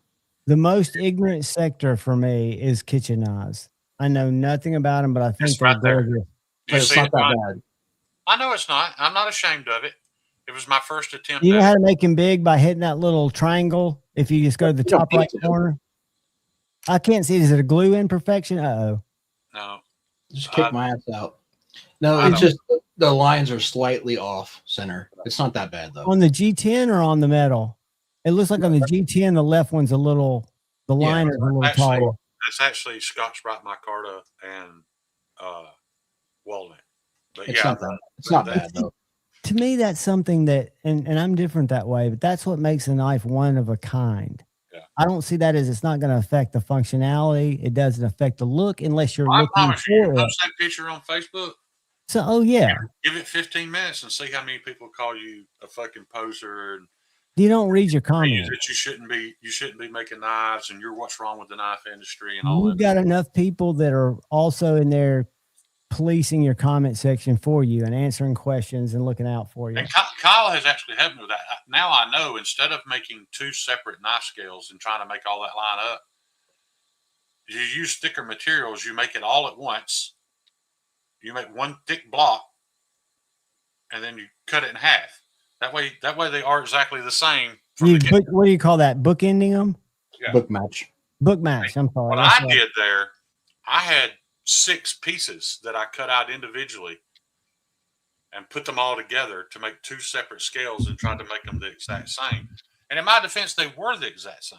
The issue was when I put them on the knife, one of them clocked just a hair off. It was my fault. I clocked it just a hair off, and it made those lines not match up. But now I know. Bugsy. So it's going to be solely for vegetables. If that's the case, that'll give me a better idea what angle to put on it. And speaking of which, you didn't put anything on those either. I didn't what? You didn't start them out any edge love. I didn't think it needed as thin as it is. Maybe it is though. My bad. Sorry. I don't think I put a beginning edge on any of the kitchen knives, did I? That's Yeah. a fact, D. Oh, Conga. maybe I did. Hey, D. Conga, and this is a dumb question, but I'm going to ask it anyway. Are you using, because I'm watching a guy I work with play with software, or do you use software when you design your pivot actions and your knives, or are you doing it all just by looking hand? I love them, by the way. Yeah, and that's why I'm not Derek. making offers yet. No. No, so you're doing them by eye and by hand, right? Am I understanding you correctly? Hats off, dude. PNKW fun stuff. Bugsy, I'll do something medium. I won't go crazy with it. I already understand that geometry, so I could design and build one on the fly. Hats off, dude. I mean, that's something that, again, I don't know if you know my history. I'm an English psychology guy who knows none of that. And I don't use software either, so I don't do that either. But it fascinates me, y'all's skill set. And folders are on an entirely different level. Javon just learned how to text last year. No, I've always been, dude, I bought my first 14400 modem, downloaded porn before you were born, bitch. Can't argue that. I was dialing up on AOL or CompuServe. You remember I- watching the picture like you could see the top Oh, of yeah. her head, And, then her soon- forehead, then her eyes. and she come down. There was no video. Video was not a thing yet. There was video. You just had to wait a week. Well, you had to download it, yeah. Yeah. But at 14.4, man, I can remember that handshaking sound. That What really screeching. stuck back then, what was really evil back then was you could click on something thinking you were getting one thing and get something that's a fucking felony. Oh yeah, it was totally not policed at all. I'm glad it is now because that was it. He's got 8-bit DOS for him. Corn, YouTube terms of service. He's printing out nudes on a dot matrix printer. Whoa. For those of you who aren't here though, this is my Rocky Road. Yo, God. Mama's Rocky Road. this is the God of War I know. scale color I pattern. like that, Shane. It's beautiful. I like the name God of War. To me, it just, when you first showed it, I was like, that does kind of look like swirled Rocky Road. Yeah. But I'm That's the colorblind. back side of But I'm telling you, once I grind into that honeycomb, it's gonna be badass. But like I said, these were experimental. I added a little less gray to this one than I did this one, and I think the less gray looks better.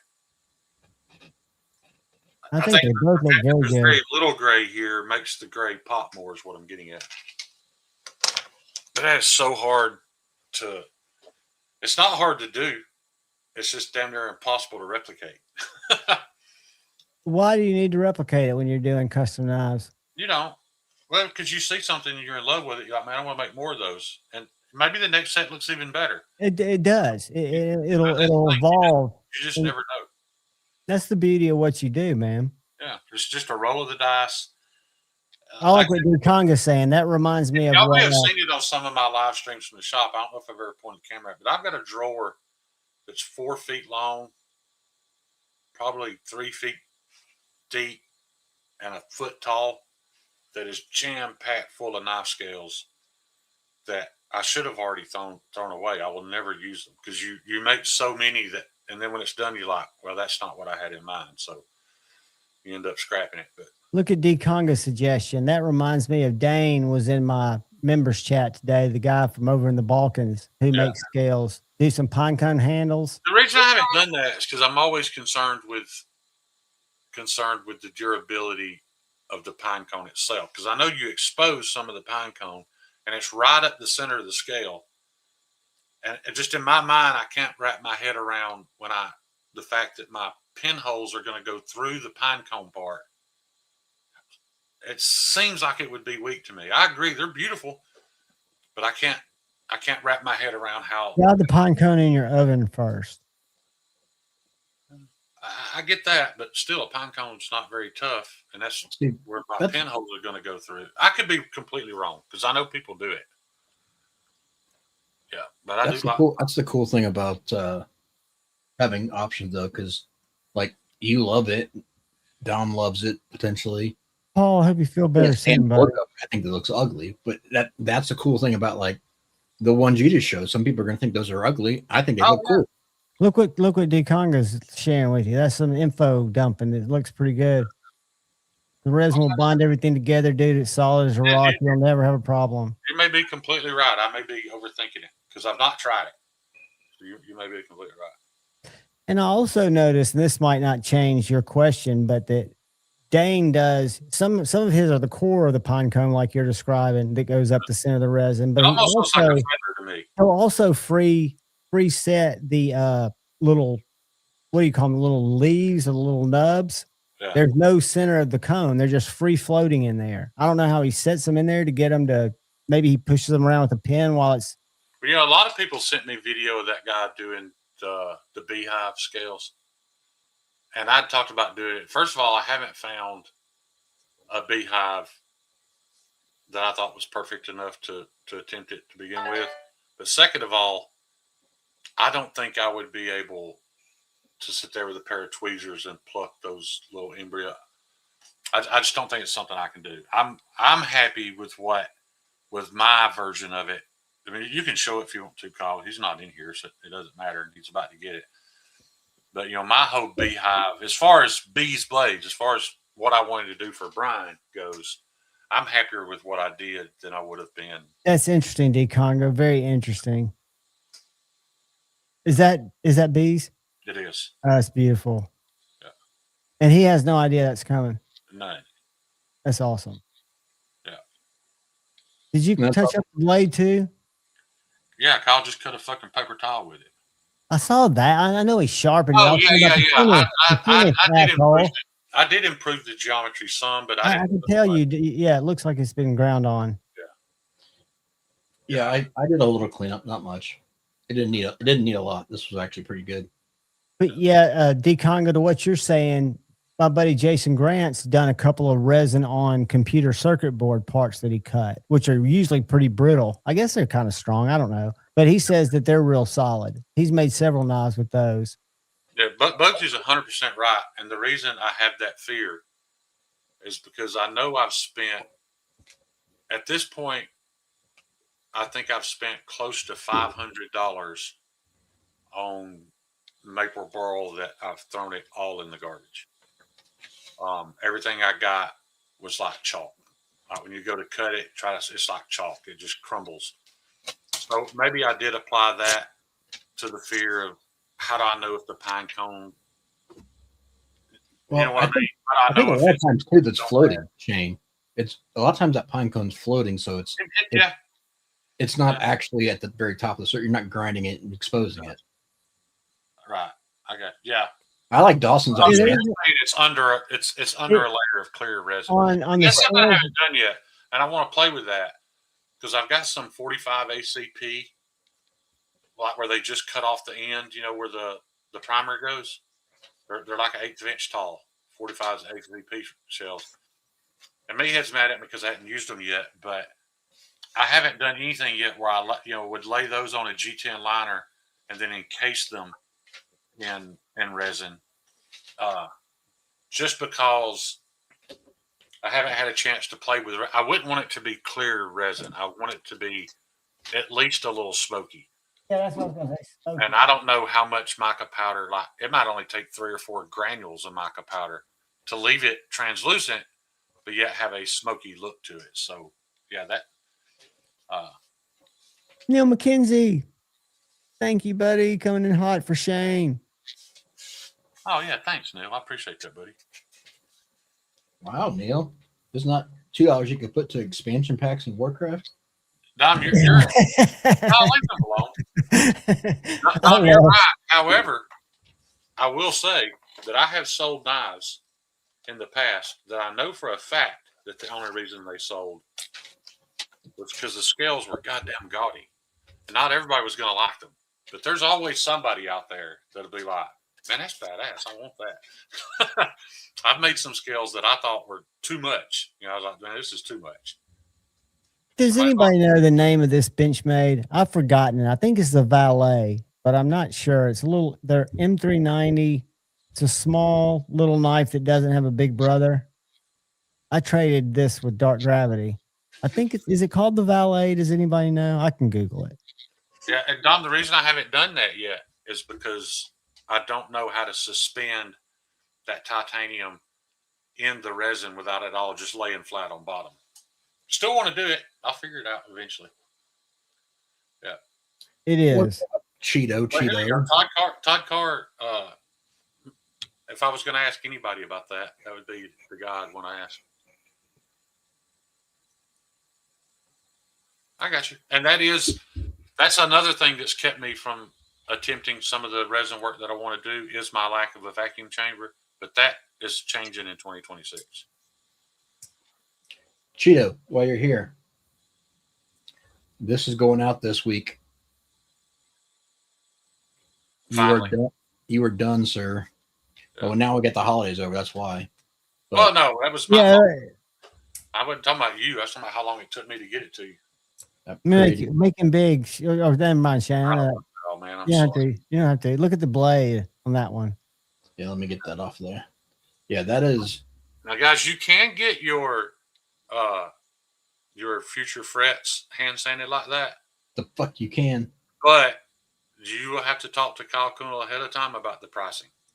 Yeah, Is that how you pronounce his last name, Kuhn? How do you pronounce your last name? Kunle, Kunle. my bad. Okay, my bad. Because I know basically double the price of the fret. I was shocked when I found out what Lindy charged to hand sand and polish N690, which is super soft. So having one hand sanded and polished is not cheap. Yeah, that's 800 grit hand sand. It looks amazing, dude. Look at that. This is where it's amazing.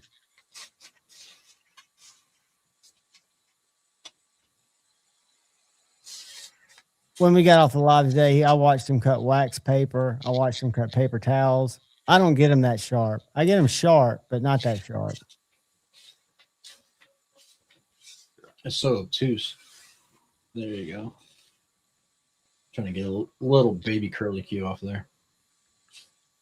There you go. I don't know if you can see that or not. Oh, yeah.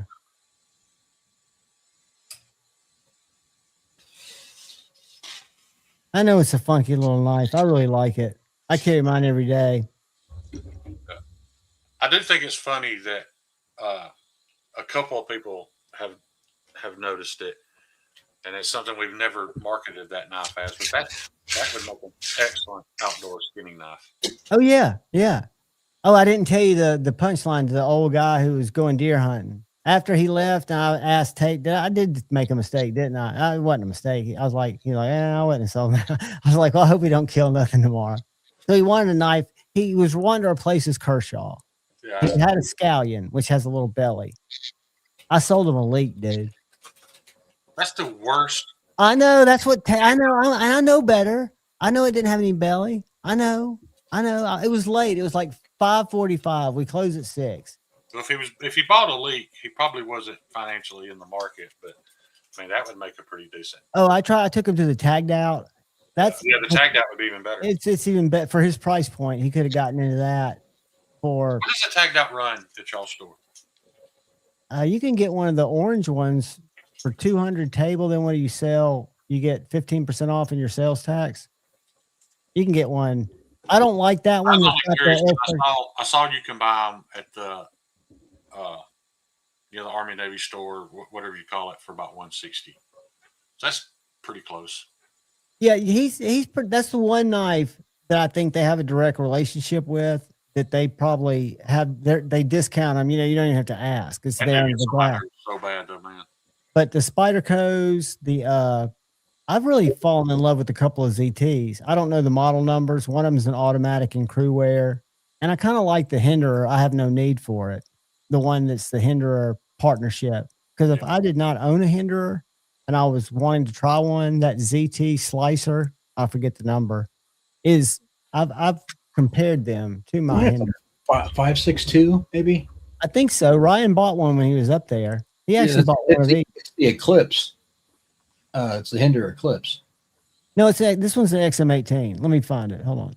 The one I reviewed. Yeah, they did more than one Hinder class. Yeah, they did. Right. Right. But I'm saying the one I was thinking of was the 5.62. I think that's the I got to give you a number because people who know ZTs, Derek. it's the, Just go. It should be there any day now. Just wait outside for it. It'll be there any day. the 0562. And they've got a micarta one now that's not even on their website. Why would you have that? It's $292 in carbon fiber. It's the 0562. Yeah. I don't see when I searched for Hinder. 0562 was on my very early list of I absolutely will own, and I still have it. So I'm trying to find the automatic crew wear one that I love, and I'm not huge into autos, but this knife right here, the 0512, y'all look at that. It's a very thin ground knife for a ZT, very elegant. People that don't like mixed materials won't like it because it's got micarta on the show side and it's got aluminum on the back side. But as far as a hard use folder goes, my niche has been filled at this point. I don't know if you mentioned earlier, Dawson, but I got really lucky on this, and appreciate this more than I'll ever be able to say. But it's also one of the few cold steels out of the box that I don't struggle with the triad lock. And you got to push your finger all the way to the front of the choil so it don't cut into it. That's a finger eater. That's why I moved it. I realized I wasn't in the safe spot. But Javon, 393. Oh, let me find it. That's the Eclipse. CT. And the reason I say that is because I've got a 4MAX Scout that I can barely close. So I was really happy that this. Oh yeah.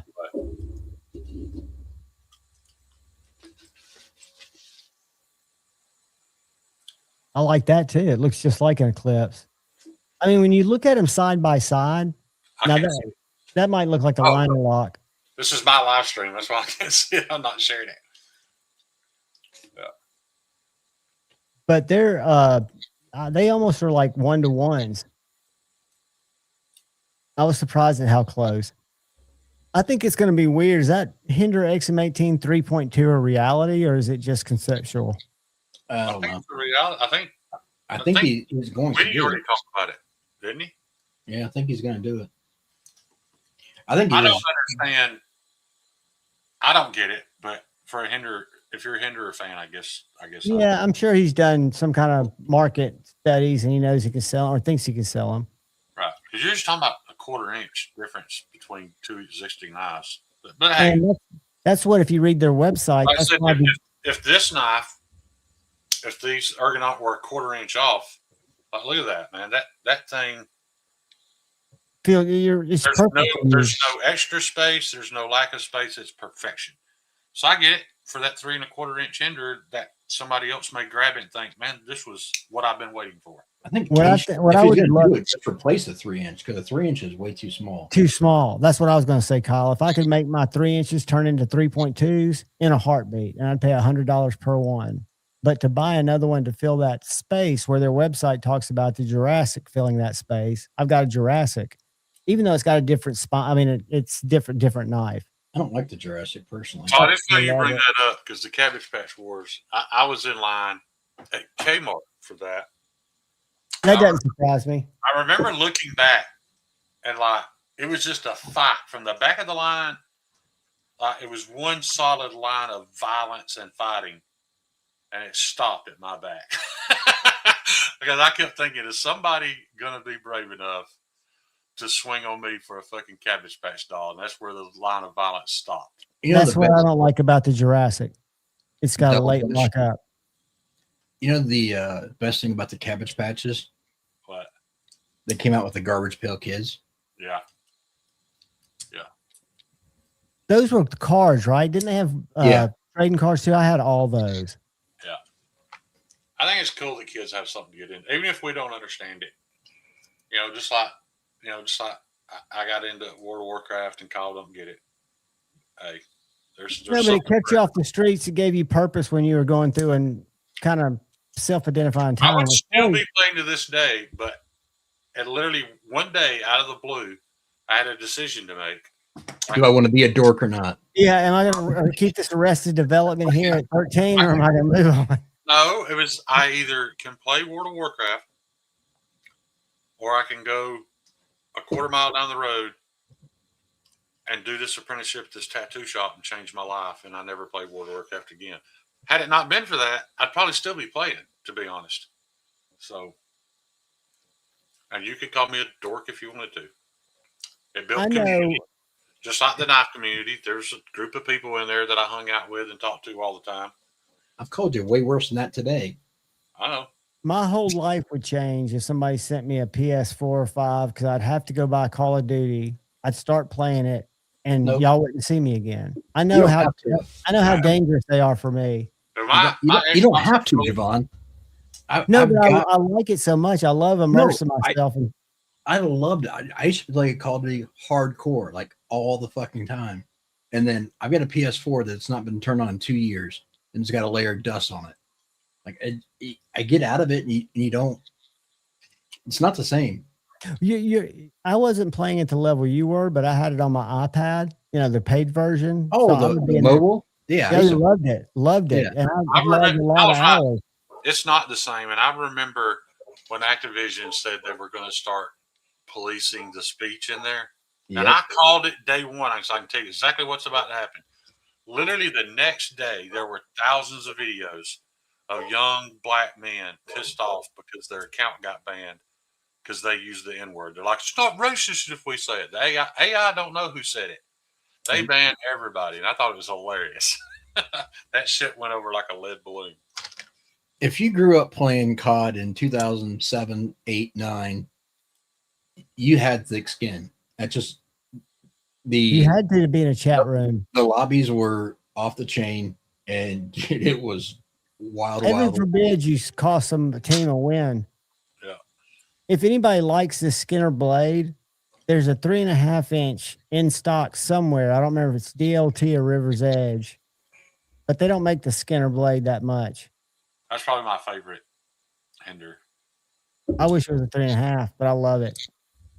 This is a forever knife because I traded or bought it from our buddy Tad. I doxed him. Damn it. That's the second person I've doxed tonight. It's not like everyone doesn't know his name, anyways. I know. Just stop talking about it. Nobody know who you're talking I about. know. Speaking of such and such, where's he been at? Well, I saw him today on and chatted, commented with him on Instagram, but I have not been remembering to send him the link, and it's been too cold for him to sit outside and smoke. That's what I carry today. I miss smoking. Yeah, I don't. Oh, I'm I not. like this. I couldn't go back now if I wanted to, but I do miss it. You don't vape? Some. Do you It's buy not- the gas station vapes? I That's buy not all you can smoking. buy around here now is the Fogger brand because what they actually made illegal was throwing away all these lithium batteries. And with Fogger, you don't have to throw the battery away. You can buy a new insert at the gas Yeah. station. You come with me. I've never led you wrong so far on things. I will hook you up with a vape system that costs you no more. You can leave with a little bottle of juice that you like, and you can get off dip. You just up it to the 50 milligram. No, God, no. If you're Don't- trying to get off, if you're trying to replace it, I don't. I use the lowest. Not that much. Jeffrey, I can play video games for about 3-4 hours now, and I can't move my hands for the next 2 days. So I feel your pain, buddy. They're just I'm not. It's funny because I can't sit through a long movie because of my ADHD, but I can totally hyper focus and immerse myself in a video game if I like it, which is scary because I can look up and 8 hours are gone.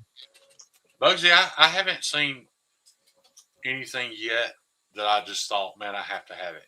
Not yet.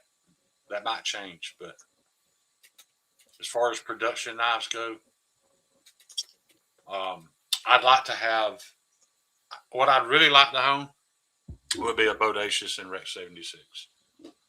And that's not me excited about a knife. That's just excited about a steel because I already have 45 and 121. So I'd like to have a Rex 76. Derek, I'll talk to you about that in about an hour, brother. I did. I thought it was awesome.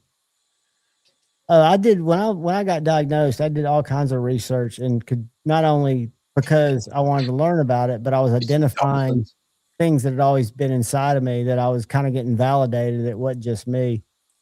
Reading all these articles and these TED Talks. Did you read Dawson's comment? Which one? The orgasm comment? Yeah. Yeah, I had it on screen.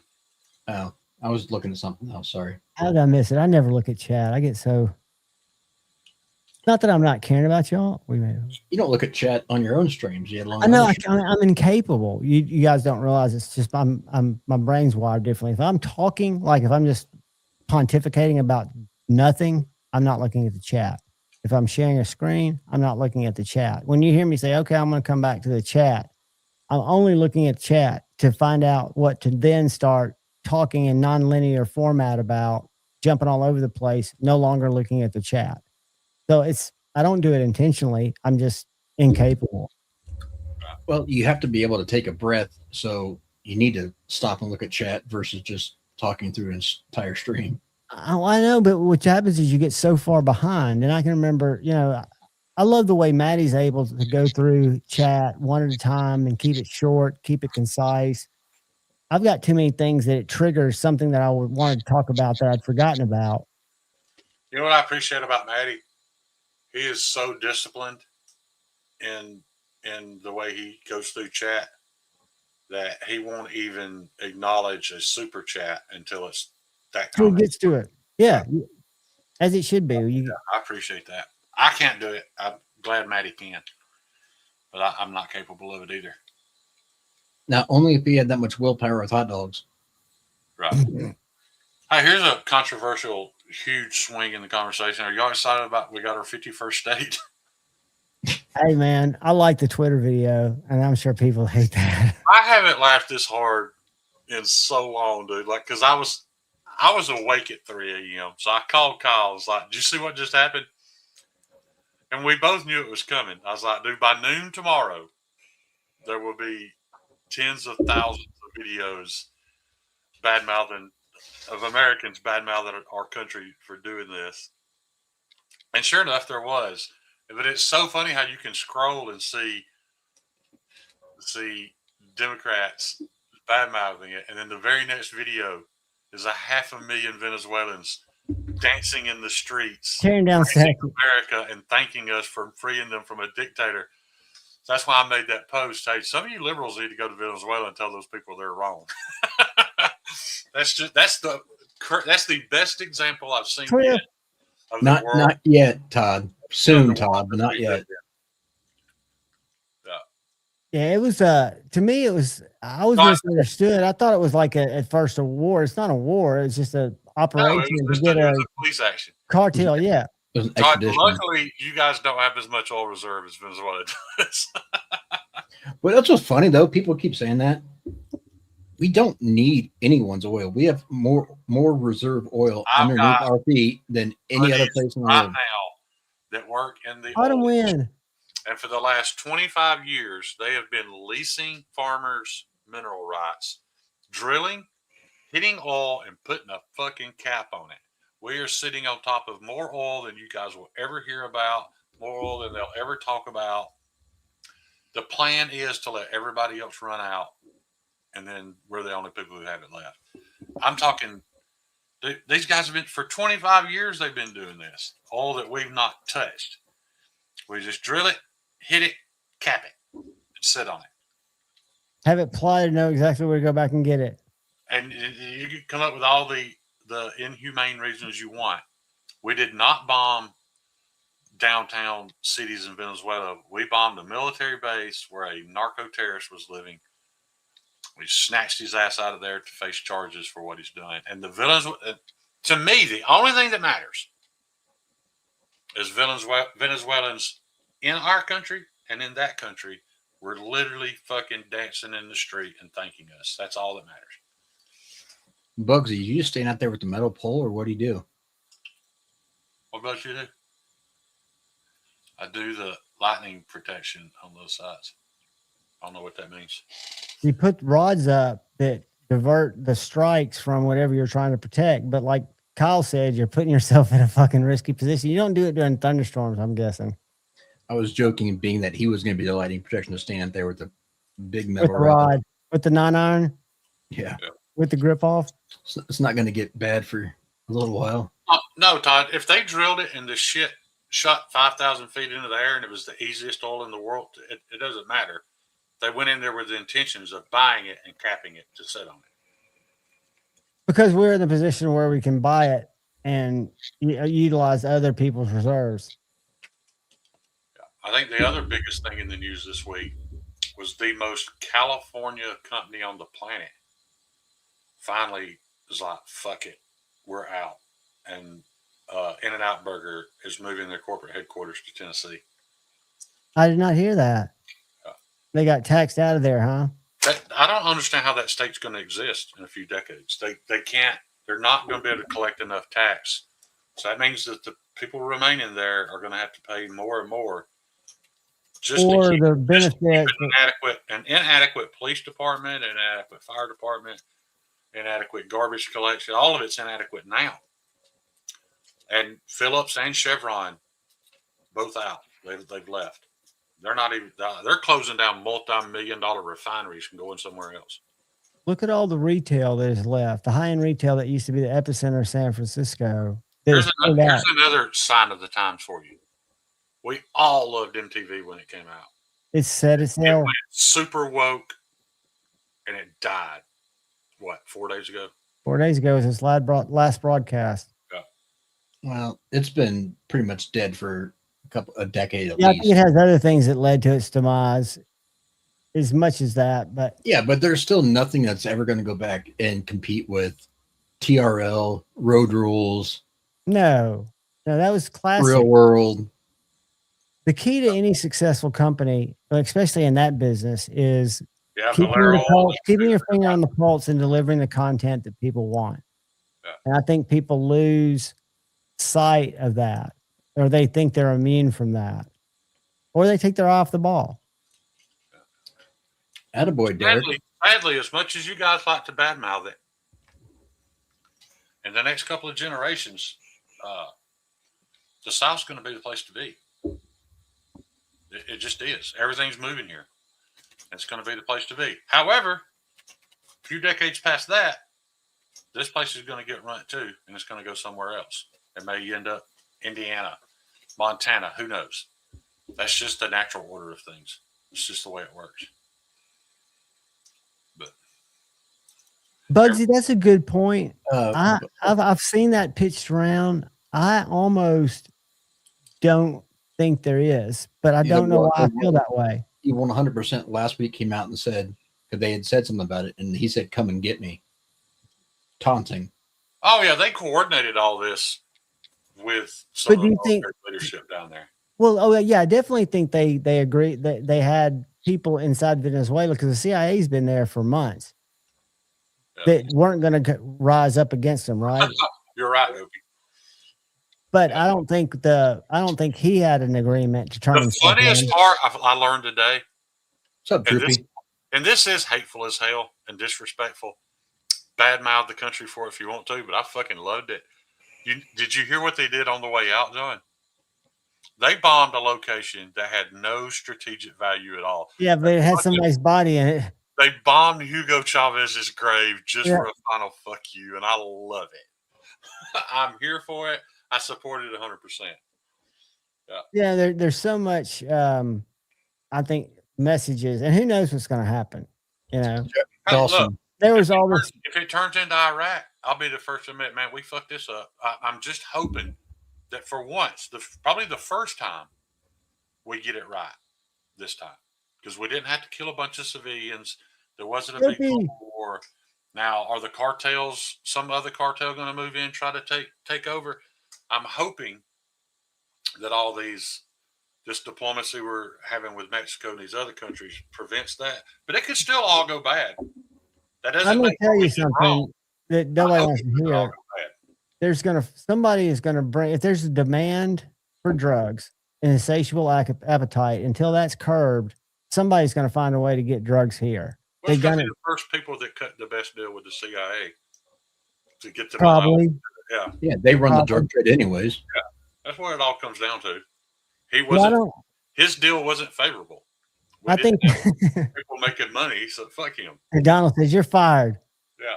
My mom and I had a conversation. I stayed at her house till 9 o'clock last night. I just went by for a little dinner and to hang out with her. She's 84, and she's convinced that, Your mom's Mhm. 84. and she's convinced he's, the worst of the worst. And she doesn't watch news, and she's not on social media. Right. She gets it from her tennis buddies and from just the way she perceives him. And I think it's from the way he used to carry himself because she used to rewatch The He Apprentice. still carries himself like a dick that doesn't need to be president. We can all agree with that. He's not. I'm not willing to go that far. He's not presidential at all. What is your, and somebody in the chat will probably correct me, but what is presidential? I think he's I just think I'll say this, and people will hate me for this. 1931 Leatherworks. I've never listened to a politician that was better at speaking. Don't add anything to that. That was better at speaking to the American people than Obama was. I think he was JFK level. He was polished. He was very polished. Yeah, absolutely. What's up, Terry? And Trump is not. Trump's background, some of his habits, some of it just don't. He line up. never claimed to be. Oh, speak of the devil. Be shady. There's B Shady. Dun dun dun What's up, dun. buddy? B Shady. It's going out this week. You're done, my man.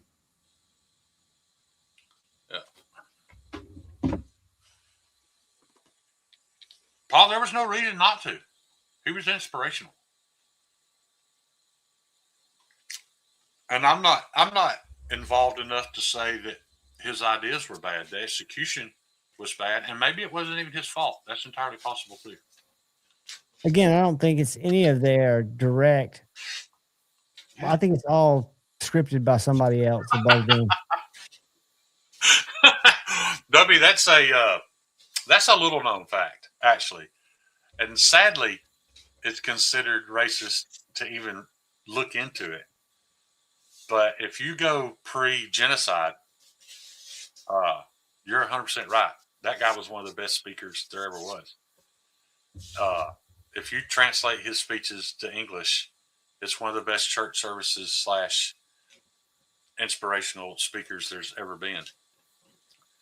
He just, again, though, there's a fine example of a guy that speaks well and rises the country up and then does absolute evil with it. So Congratulations, B Shady. Know when to walk away, buddy. Know when to walk away. Keep them dinging. yeah. God, I'm glad there's not one close to me. Me too. I love it. God, I love I it. don't love it, but I'll ease into it and then I'll hyper focus on Yeah. traps or something. And I'm there. Yeah. They were only there while I had to wait for a table. And unfortunately, you get addicted to those and it starts becoming, oh, okay, let's do this one. And no, that's boring. Let's go do a $10. No, let's go do a $100 pull. Then it just gets spirals. As I watched two dudes lose $400 at Spades Friday night and was like, fuck that. I play at the kids' table. Hey, I'll tell you what's even more wild than that. And there's streams that are dedicated to it. There's a guy I used to watch because they were just meltdown streams called Boss Man Jack. He's in jail now. But these sponsored stake players, these gamblers that stream their gambling Yeah. and how much they'll win and lose. And this guy would always, I mean, he got up once like $140,000 and within 2 hours, it's all on a stream. He lost it because he'll get into it at some point. He'll go to this coin flip part. They're like, 100 games you can choose from. It's stake or any. Yeah. But he's using his viewers' money though, right? No, he's always in debt because his viewers, he has to beg them for, oh, come on, man, somebody throw me 100 just to keep it, one more dollar. But it's just people watch him because they want to see what he'll do. It's crazy, man. Because what he'll do is he'll be playing blackjack, then he'll play something else, and then he'll go to this coin flip. And what it is, it's not a coin, it's a little line that goes up and down. The ultimate fix machine, because it's just a computer program. Yeah. And so you say, and he's doing $100 as coin flip. So if it lands on red, you lose. It lands on green, you win. And if you do two in a row, it doubles your winnings. And so he'll keep flipping because he's trying to get 3 or 4, because then it really makes it jump up. That's where he makes his biggest gains. And all those computer programs are just controlled addiction. Absolutely. Those people that program that know exactly what it takes to maintain that dopamine rush. Exactly when to take your money. They know where you're going to lose interest or get mad, so they try not to reach that point. It's all very scientifically evil. And But so, that's why I agree with Dopey. The fairest game, the most fair. It's not fair, but the most fair game in the casino is blackjack. Nope.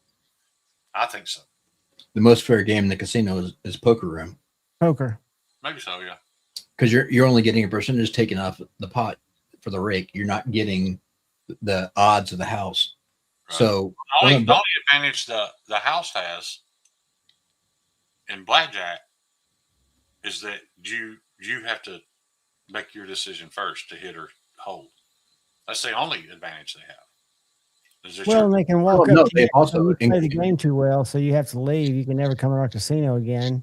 they've also increased the shoe size as well too over the years, which oh, has yeah, made fuck it that. They increase it. If they add a deck, get the So you- fuck up and run. they've done that. Okay, go. When I That's used to often be shady. Shane, There's when- not a one deck table open. I ain't playing. yeah, but we get a one deck table. Like I got kicked out for a one deck table because I'm sitting there just Count obliterating it. cards. Right. But it was a $5 or max. But when Right. you go to normal, it used to be like a 5 deck shoe. Now some of these places are running 10 and 11 deck shoes. Right. The Do you think that affects the deeply autistic, focused person like Rain Man, or they adapt to that instantly? no? it's I mean, once you get past 10, it's there probably is some random person out there who could, but for it's not 99 even possible. yeah, 99% of people can't do it. Gotcha. And then it also varies depending upon how many people are sitting at the table as well too. So How many of those are split up between? There's your counting. Yeah.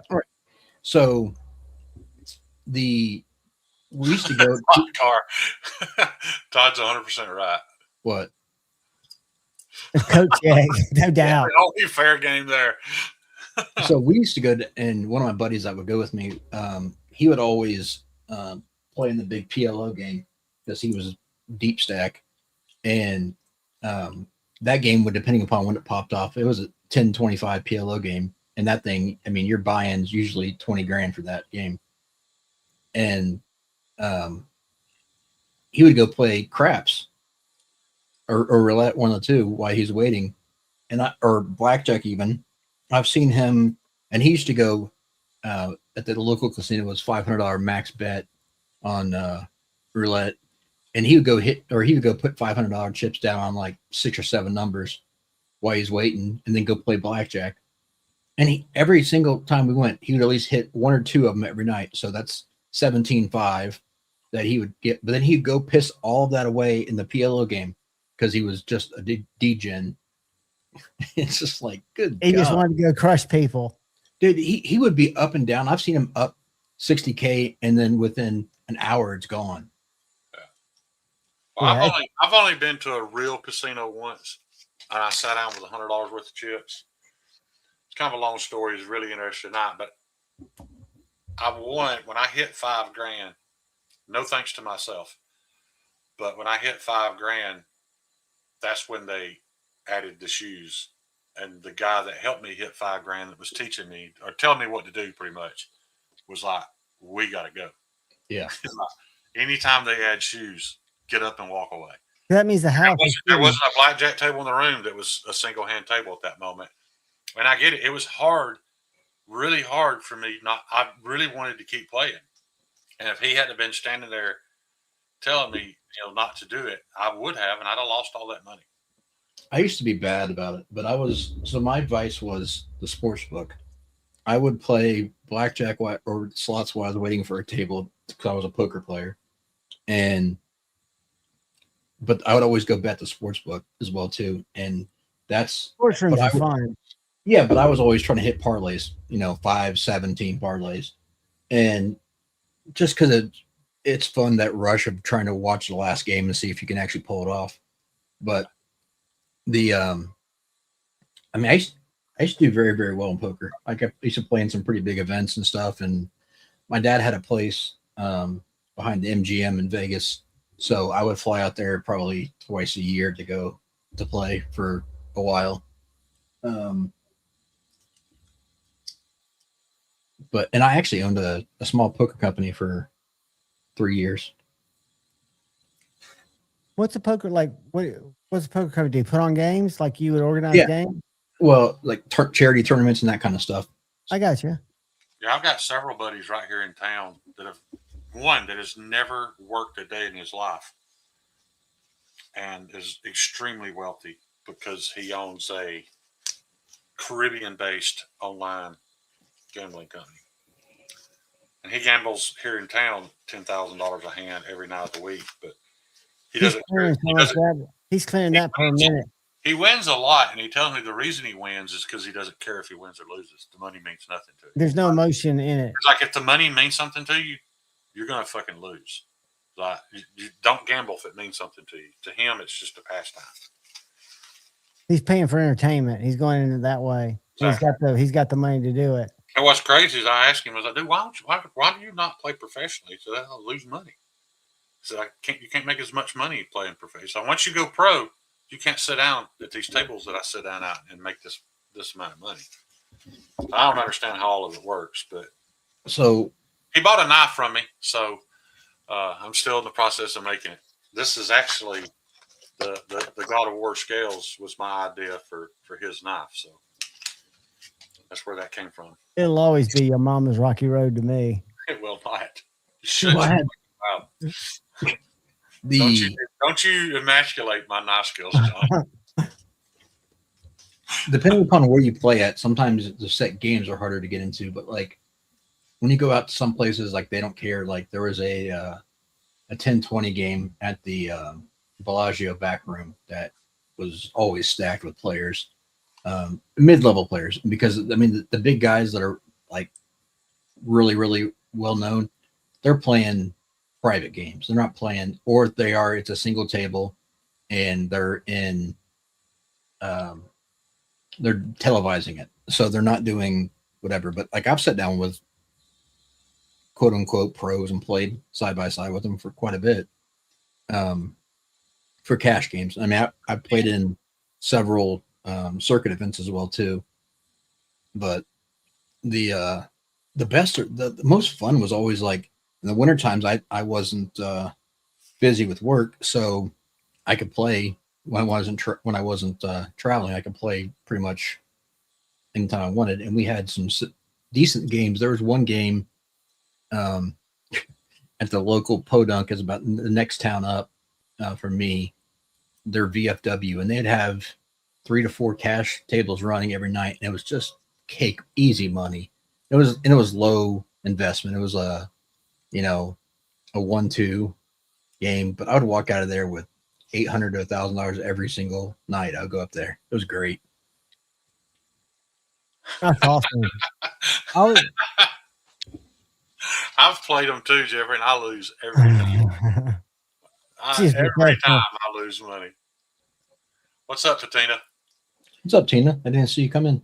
Glad you got a spare moment. Lord.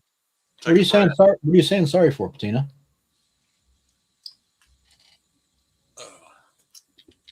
Been independently poor my whole life. What's up, Homer? I have not, Homer. I've never been wealthy.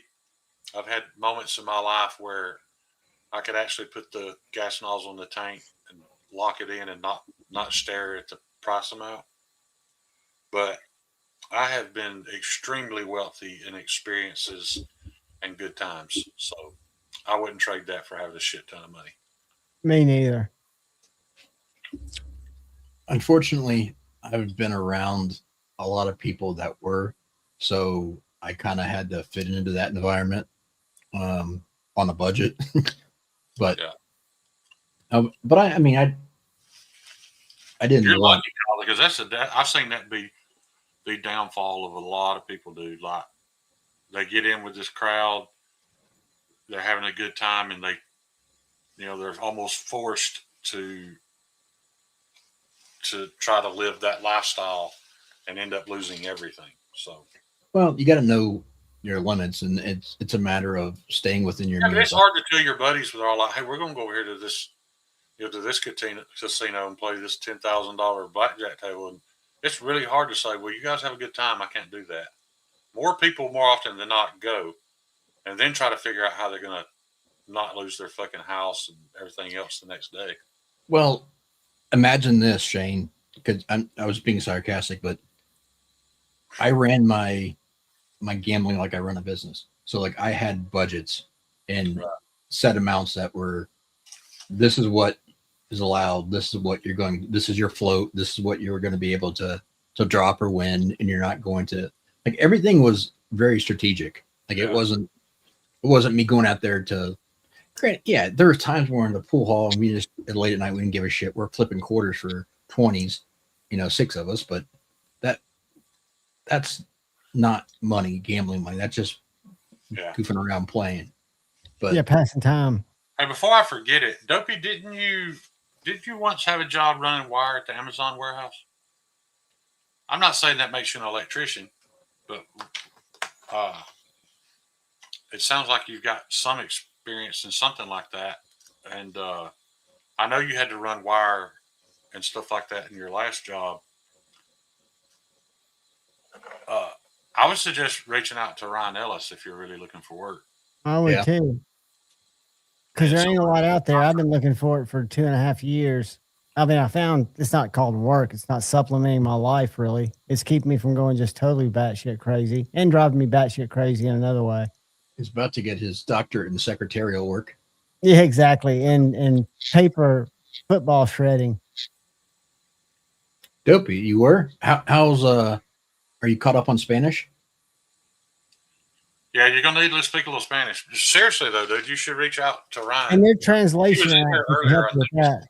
I think he's probably checked out at this point, but I mean, I can't make any promises at all. But I would definitely, if you're looking for work, I'd reach out. Especially if he's going to start upping crews. Right. And I think he's got people working. Well, I don't know. There may be some travel involved, buddy. But like I said, if you're looking for work, there's probably some out there. Your phone does, Dopey. That's the good thing. If you understand a little of it, I don't have any problem using a translation app. All you really need to understand in Spanish on the job site is "Hey, duck," or "Look out." If you can understand panic, you'll probably be okay. Voice inflection more than what the words are coming out.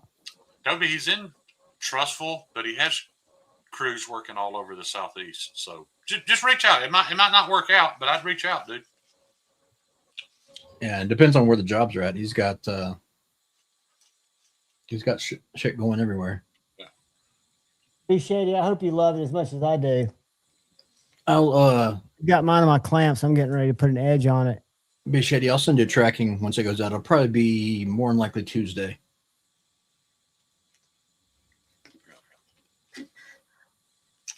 What really impresses me is guys like Shady, that people who bought early knives that I know were not great and thought enough of me and entrusted me enough to buy another one. Those guys are the fucking champions. Repeats. Well, they're voted for you twice, dude. You didn't let them down. Their value was realized. If you need help getting in touch with him, Dopey, just reach out to me. It's not hard to find. Speaking of which, John, did you want to bring up what you found out earlier that B Shady might find interesting? If you remind me what it was, dude, you know my memory. About something about your new series and where they're made? I don't know what you're talking about either, Kyle. Hold on, let me think about what you just said. I know it should pop in. It should. Your new video series we talked about earlier today. Oh, the video series is going to be coming out. I don't think I'm going to let that cat out of the bag. No, not talking about the series, but talking about where that knife is now made. Oh, because he would take interest in that. Yeah, he probably does know. Hey, B Shady, do you know where Jacob Creates is having his knives made now? He's not making them. Nothing wrong with that. I'm just saying. Did you know that? I did not until today in my members live. Well, Dopey, once you do, you will certainly get a discount because you bought a Blim of one of the ugliest knives. Yeah, one of the ugliest and worst knives I ever made. So I definitely owe you, buddy. So what I'd noticed is that the knives look different, that he was putting the blade steel on the blade instead of behind the scales. And then Kyle told me, or somebody told me in the chat, I think it was EDC 10 or something, that Millet Knives, I wasn't even familiar with Millet Knives, was making them. Yeah. Is his new OEM. Very cool. That gives him. See, here, and I'm sure it's a business decision, but why would he have Millet Knives make the Chickadee? Making all of them. And then get Jack Wolf to help him get one of his other knives made. Totally different. It's a totally different business arrangement. Just with the same reason that Jason Grant did the licensing deal instead of going with his first proto from Best Tech. The proto was fine. Yeah. I think I badmouth this stuff, and I don't completely understand it because I'm not a profit-driven. Well, no, and that's a good thing. But licensing, you don't have to put up a collateral investment. You're basically lending your design. Money either. There's no doubt in my mind. I could have had a knife made in China by now. You can have a knife made in China tomorrow, but right. I bet you if Jacob, he might be able to negotiate something more fairly than what just your standard rate is that we hear, right? Jacob might have a larger share, right. Depending on what Millet needs him for. But it's just that he's not having to go out and buy the steel, I'm guessing he's not having to make those type of capital investments to make his knives. Now, if Millet starts letting him down, where's he going to be? Because it's all about delivering a good product. That would be my first question: is that S90 that Millet's putting out as good as the S90 that he was putting out? Because something I brought up earlier that a lot of people probably didn't know. With Steingraber, had I known that somebody else was heat treating his knives, I probably would have been scared and a little worried. But fortunately, he was able to keep it under wraps until people already had them, had experienced them, and realized that they were done right before they ever even found out that he had grown to a point of having somebody else do it. And he would have taken an offense if somebody thought he would lower his standards, take him out of house. And how dare you think I'm not going to quality? I know. I agree with that 100%, but I still would have. That still would have been the first thing that clicked in my head is, oh shit, are these going to be? Yeah, but there's one thing. Is the pricing changed at all, or is the pricing the same? I'm sorry, Kyle. I didn't mean to interrupt you. I couldn't answer that. Well, The one- he Kyle just Vichay just threw up some stuff, and I was wondering if he knew based on that first drop. Go ahead, Kyle. I'm sorry. One thing you're not taking into consideration, Shane, is Alex also doesn't give a shit, because I remember reaching out to him early on, at least 2 years ago, telling him when he was still running Crewwear how good that Crewwear was to Right. sharpen, and he was just like, okay. He just don't give a shit, man. He eats a lot of mushrooms. I He's think the only therapeutically- reason why Alex befriended me the way he did and helped me out the way he did was because So they're cheaper. You're saving a I little was- money on Chickadees. I was borderline hateful to him. I think if I had tried to be friendly, it wouldn't have worked out. I wasn't trying to be friendly. I just was giving him his, Right, his due as far Oh, I as think he's Well, hilarious and too. his I'm a answer- fan. His answer for LMAX. I know I hate it because his When Crewwear I is asked so him, I damn was like, good. "Dude, why did you switch from Crew Rider to LMAX?" And this is the worst business answer I've ever heard. He said, "Because people shit talk LMAX." Period. End of answer. Because people shit talk LMAX. I'm like, okay. So literally, the Lamia's come in LMAX right now out of spite, and I fucking Yeah. love it because of it. I know, but I still would rather have his Crewwear. His I would Crewwear is too. phenomenal. Dude, just think though, maybe he's setting us up.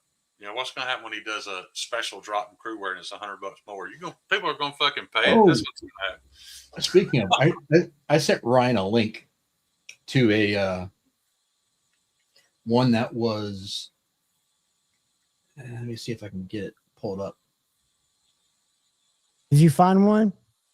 I found a used one, a limited edition one, and I mean, the price. I told Ryan the price was steep on it, but I didn't know if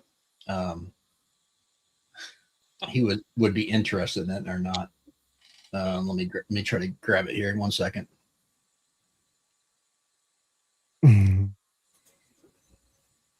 Yeah, he watching his and Brian's lives were great. Here we go. All right, there you go, Shane. Hang on.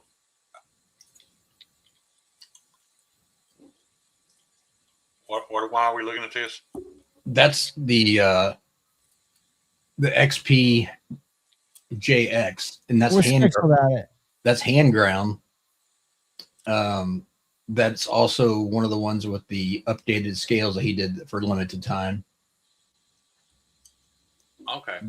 That is, so there you go. You can see better on that, but you can Okay. see that. Did he just drop a new model too, though? Like a completely new design? I don't know if he's actually dropped it or not, but he was designing it and talking about it.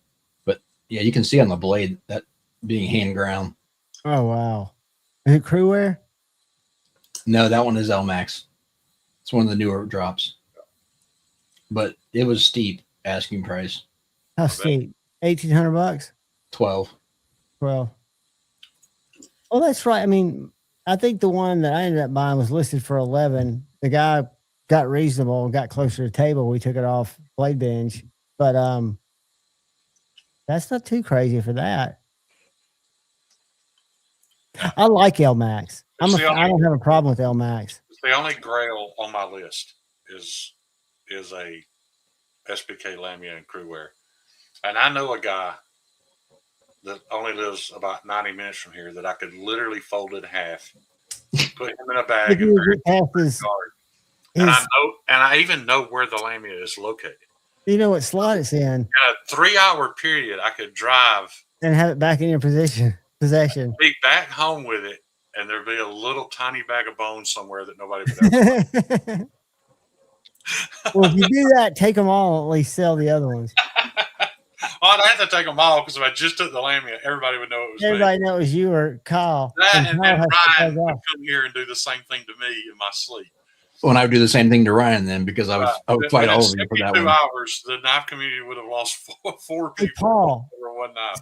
you need to don't Instagram DM him. Instagram call Alex and ask him that question and record it, please. Yeah.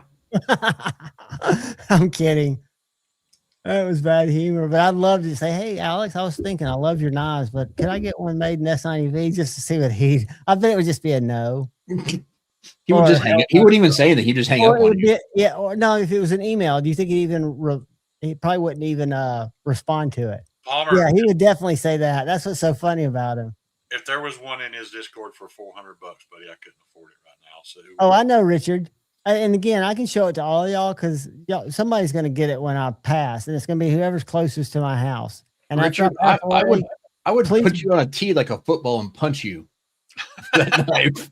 whoever gets here to take the knives, just take the cats too. They're good cats. I just cut up the bag of cat food with the lamia. And then just leave it and then run out. It's No. gone. Well, first of all, the only cat I give a fuck about is Tippy, and Tippy would be just fine without cat food. Hey, but yeah, that's true. We'll let her out for sure. We'll But put Tippy in the bag with John so she just eats him, Right. gets rid of all the yeah, evidence. and you'd want to leave Puck around for that because that cat still, man, when he goes to eat, he puts his legs out because he was still a starving cat when he came around, and he eats cat food like a Pac-Man. I usually see cats, nibble ass at shit till it's gone. He eats it from the side. Paul, since you mentioned it, your knife is also in that batch headed to Kyle this week. So that's great. Timing worked out good on that. I have the steel, the S90V. I don't need any money yet, but you mentioned that you wanted a fret in S90V, and I will do that, and I can start working on it soon. You know it's going to be. I'm slow. Just let me know if you want me to start working on it or not. But money's not the question right now. It may be 3 or 4 months before I'm done with it. Just let me know if you want me to start working on it. I don't know if I've seen the Porsche drop lamias, Palmer. But I like don't the want one to he did drop. with that. I like the one he did with the blacked out version with the updated milling. Yeah.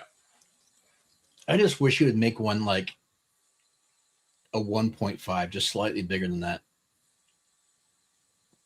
I think it's Well, perfect size, but I can see how you might want it a little bigger.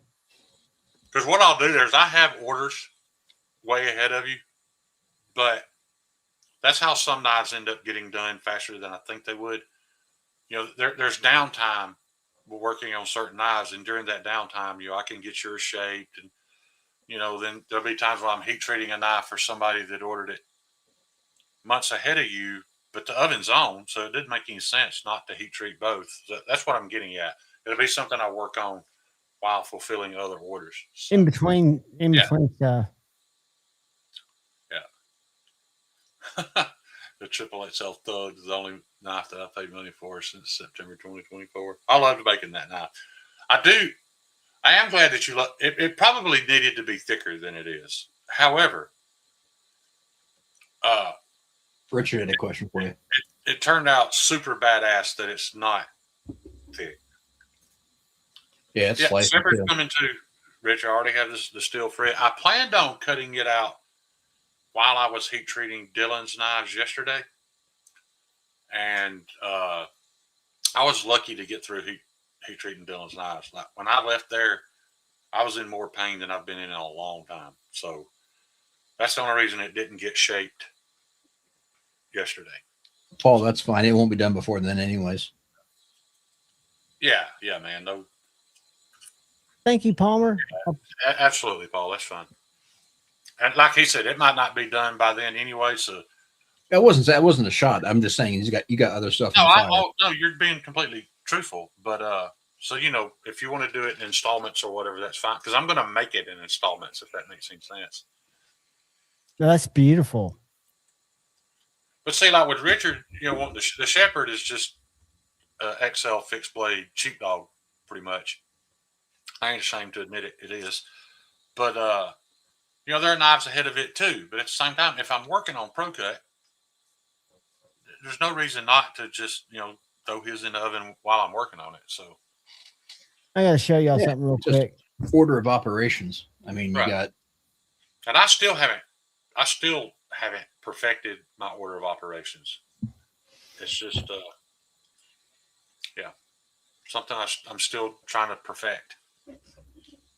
But in case you guys have ever wondered why you're waiting on a knife that you ordered for me, and you see that I just finished, this knife in Pro Cut that was ordered that's why. It's just the order of operations. Sometimes that happens. It's not that I put anybody ahead of somebody else.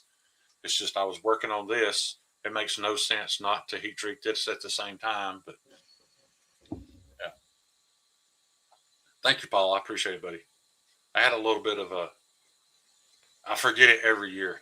I was thinking, man, I'm going to be fine this month. You know, whether I collect on E&Is or not, and then I was reminded that property taxes are due. So, yeah. Have you seen that? Is that the drop point? LMAX? Cute dog. John, when it's Kaiser, you don't even have to tell me to still do because I don't care. Because they're going to do it poorly. They just are. Well, I have a feeling that I these like the companies, knife, and I like it just as much if it was in 14C or LMAX or S90V. Steel type means nothing to me out of China. It's just, does it work? And it I think the steel, if you measured it from 5 years ago to now, that you'll see that their steel has increased it may. because they know that people are testing it, and they've got the infrastructure to do better work with steel than we even do here if they want to do it. They are. I really hope they are. And again, I realize none of it's tested. No. And that's not me, because I don't expect that LMAX to be as good as Alex's. No, it's production. Yeah. It's production. Different things. I'm just saying. Drop point. I'm just saying that when you say the steel name of a Kaiser or a Kubi, it doesn't get you excited. It doesn't mean any, because I don't think any of them outperform the. I think this is around 151, and it's sized between the full size sheepdog, not the XL. Yeah. It's a little smaller than the full size. And do you remember the mini? It's bigger than the mini, so it fits kind of right between the full size sheepdog in size and the mini. And they've got this out in a, but what do you call it? Cleaver Blade 2 with their top liner lock. Right. So you can either get it with a clutch lock in certain styles or with the top liner lock. That's what made them who they are. The sheepdog and then the drop bear, and they just beat the shit out of different iterations until they run dry. Oh yeah. The drop bear, I mean, it's just a budget bug out, man. It just doesn't excite me. It's done well, but it doesn't excite me. The fixed blade version excited me because it was so small and it's so ergonomical. The folder didn't do anything for me. Yeah. It was a good knife. It was a basic knife. I do like the fact that their clutch lock, they did that engineering to put those 5 little holes in the liner, which does make a difference in how you can adjust. I think Vosti does it too, how you can adjust the detent by compressing your spring where you decide to stick it in the liner. Yeah. B Shady, I'm just a small piece in the wheel. That's Javon and Shane. Yeah. What's that? The fret. Oh, dude, Shane, that's all Shane. I drew something that was not nearly as cool as a knife as that. Shane refined it, but Kyle makes it cut. Yeah, I mean, without Kyle, it's not. He says he's a small piece, but he's an essential piece. It didn't cut current. It was 1931 Leatherworks. Because we made the decision early on to instead of doing Kydex or something like that, do a leather pocket dropper sheath. Dom, you're right. That is the aggravating part when you decide on a steel. Todd Carr, it should be a great one. And you just can't get it. But. Well, that's what I was going to say. Is I hope that because the Harpoon, the Kaiser Harpoon, was a fantastic design. It was a Maverick Customs design, but when they first came out, they did 3V and it was absolute dog shit. Then they did a special run in 10V, and then supposedly they got their 3V better. But I've not seen any testing on the new one to see if how it compares to the original. I can send you one. Cliff, if you can get an answer to this question, please fill me in, because it makes no sense. Dude, there's nothing I want more than to buy some M398, and I can't. It's available. It's more expensive. Like it's supposed to be done and show y'all what it was capable of before fucking China ruined its reputation, like they do everything else. But it's so expensive, and there's such a huge hurdle to overcome perception that I'm not willing to pay the money to buy it. M390 is a high edge retention, great steel that very few people have ever experienced. It's It's designed specifically for one type of cutting, though. Right. It's great for plastics. It's great for things of that nature, but it's not. And it's not a great. It's not a great all around steel. It's not very tough. It's that price, Cliff, because machine shops buying large pieces of it to make tooling to go into a Right. die that is cutting plastic know that it's worth that. That doesn't translate to knife making, though, because it's not a knife steel. But Right. if you're somebody like me and 90% of what There you're you go. cutting is plastic, Dawson's correct. Yeah. Yeah. When you have things that are designed to be knife steels, they're more easily attainable. So therefore the price is more easily attainable. So like what's another one? S45 is a fantastic steel, but it's almost the same price as MagnaCut because it's not as specific. well. No, it is. But more people are wanting to buy it for other things. Is that what you're saying? It's used for other. No, I mean it's designed to be a knife steel, but it is not as readily available, so therefore the price goes up. Todd, the cheapest S90 I've found was, I think Makers had it. I think that's the last piece I bought was from Makers. Alpha's got some back in stock. I just saw it the other day. I've not had a super hard time finding S90V. Now, like where Dom and I different, see, if I get on The there thickness.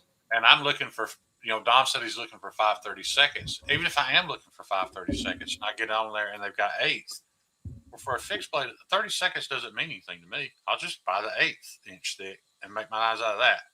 So it's harder for him because if he's looking for an exact thickness. For the folders.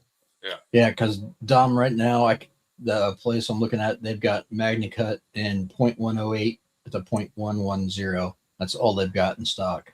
So that's perfect for me. Right. But it's not what he wants. Yeah, and like they got S90 from 0.1 all the way up to 0.2. And what was the other one we were talking about? M390. Yeah. Let me see what they got. So I bet it's higher than both of them are. well, the only thing they got is 0.078 to 0.08. Oh, That's strange. Jeffrey Dawson's right. M390, the company that makes M390 could give a shit less if a knife maker ever buys it. Right. Because it's gobbled up for industrial use. Okay, so here, let's see if we can find something somewhat comparable. M398, 0.127, 1.8 width is $113. How long a piece? 12. 12 inches? Yep. That's why I don't make out of that shit. Okay. And MagnaCut, now granted it is It was D2, Derek. granted it is, let's see, 0.108 versus what did I say, 0.1, what did I say that was? Anyways, it's a little bit thinner. I mean, it's like 0.12 versus 0.108. And this is for a 12-inch piece it's almost half price at $68. Right. That's a big difference. Yeah. Are they different thicknesses because those are the thicknesses the market wants, or are they just roll from different places? It's just rolled for whatever they have available, what's left. Yeah, that would be Jeffrey. That would be somebody like, what's the company that did the Crucible video? North, what are they called? The people that roll the steel. Yeah, that's what you're paying for in the steel more than anything. Niagara. For it to be rolled out, flat ground, cut into sizes, that's where all your money's going. The steel itself didn't cost that much. Let's see. What else do they got? They got The reason I like ordering from Alpha, the steel's priced a little bit higher. Yeah, it's clean priced though. a little bit higher, like its advertised price, but they don't tack shipping onto it. But if you go to the other sites and look, when you add the shit, it's the same fucking price. It just makes me feel better. But it's also it's flat ground too. Right, that is true. That's one difference in Alpha is you can get it flat ground and shipped for the same price as these other places. So like right here, Dom, they got 20 CV and 0.136. It's 2-inch wide stock though, so it's pretty wide. 11.4 inch piece is $67. So that's what kills me, man. If Dom wanted to make 1.25 inch tall blades, that means he's throwing Right. away 3/4. God, that pisses me off. So here's a better scenario though. 0.14, 12.8 inch, 1.5 inch wide, S60 for $55. You people do realize S60 is still 6% vanadium. That's S60 is Christ, still, that's right between S90 and S30.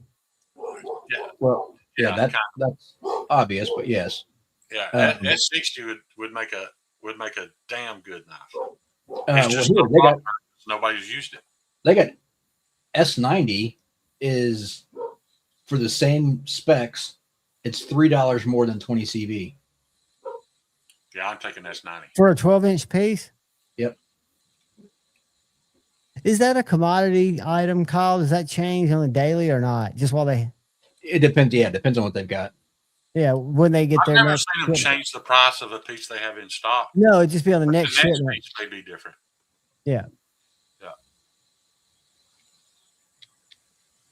Yeah.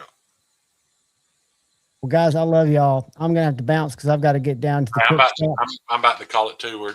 We're creeping up on 3 hours. Well, I don't want to make y'all go quick. I've just got to get down there before they close at 10 on Sunday to get my junk food. I love you guys. Love you too.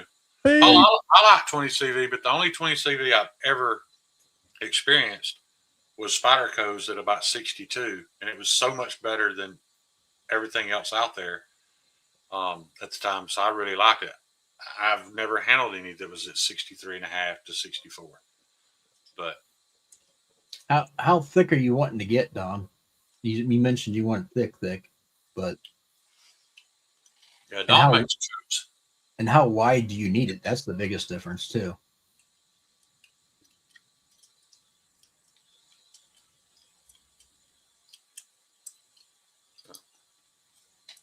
Let me ask you a question for the chat. I haven't purchased any Crewware in a while. It's still one of my favorite steels. How are y'all going to feel if I'm making the exact same knife in PD1 Micromelt just because it's a different name than Crewware? Is it going to bother y'all at all? Where are you getting it at? I'm not yet. I'm just saying when Okay. it comes down to that and I want to make something out of Crewware and it doesn't exist and I have to buy a PD1 Micromelt, which is the exact same damn thing, is it going to bother the consumer, I wonder? That it doesn't say Crewware anymore. Yeah, I don't think it matters now since Crucible's not around. I'm more scared of what replaces MagnaCut than I am PD1 because Crewware is such a simple steel to make, and MagnaCut is not. So I would probably have to wait and see. Like when the MagnaCut's gone, and Carpenter comes out with their version of it, or Right. whoever comes out with their version of it, I'd almost want to wait and see if the result is the same. PD1, I have total confidence in it replacing Crewware, but I haven't, nobody's experienced MagnaCut made by somebody else. Yeah. Did Dom answer how wide he needs it? I didn't missed see that. it. Oh, finished thickness about 0.121. No, I meant width as far as like height. Oh, yeah. When I'm talking bar stock width, I meant sorry, height of the blade. I could be wrong, but I'm assuming from what I've seen him make, he doesn't need anything wider than 1.5. That's what I was kind of thinking, but unless he had a special Yeah. purpose for something else. What's up, Marty?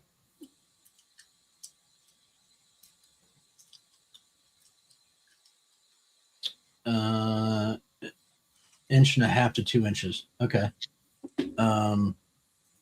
There's a big price difference, 1.5 inches and 2 inches. Yeah. And with 2 inch, you're throwing away a strip of steel, unless you can be inventive and make something else out of that. Well, let's see. So the same exact thickness, 0.139, 0.140, 12.8 inch long piece, the difference from 2-inch to 1.5 inch is $55 to $74 for S90 or for S60, excuse me. So if you could get away with doing 1.5 inch, that saves you a considerable amount of money.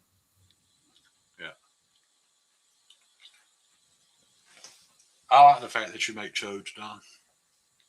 I didn't know that, Marty. I didn't see you. Excuse me. Yeah, Marty's been here for a while. He's just been quiet for the past hour or so.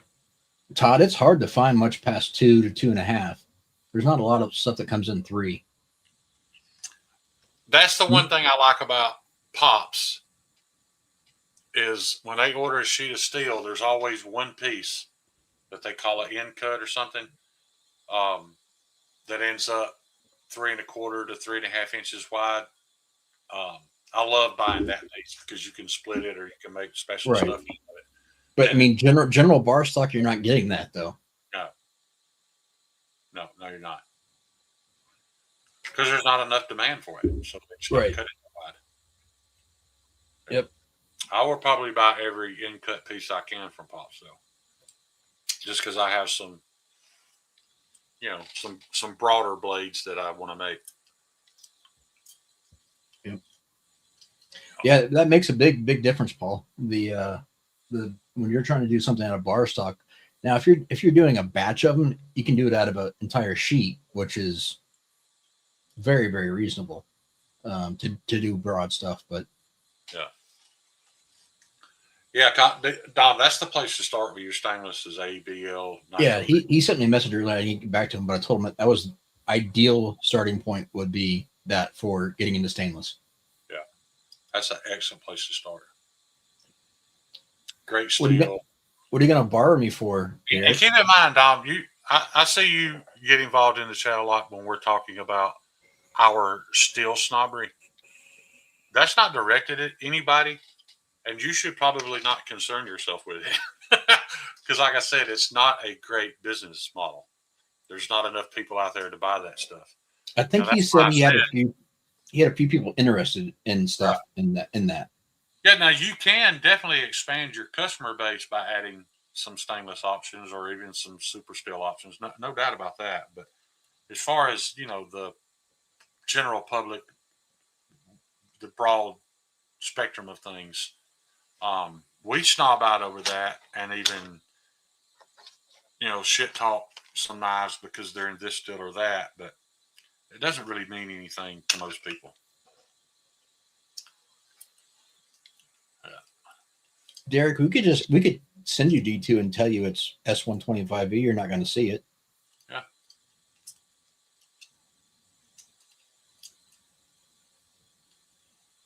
Yeah, I mean, not only as you should, Don, but as you have to. I looking back now, I wish I started with stainless, and I wish I had. Simply because I think my opinion was skewed because I hadn't worked with any carbon steel. And now yes that and no. You also did M4 early on. You did M4 very early too. Right. But now that I got to work with some carbon steel, I'm not saying I prefer it.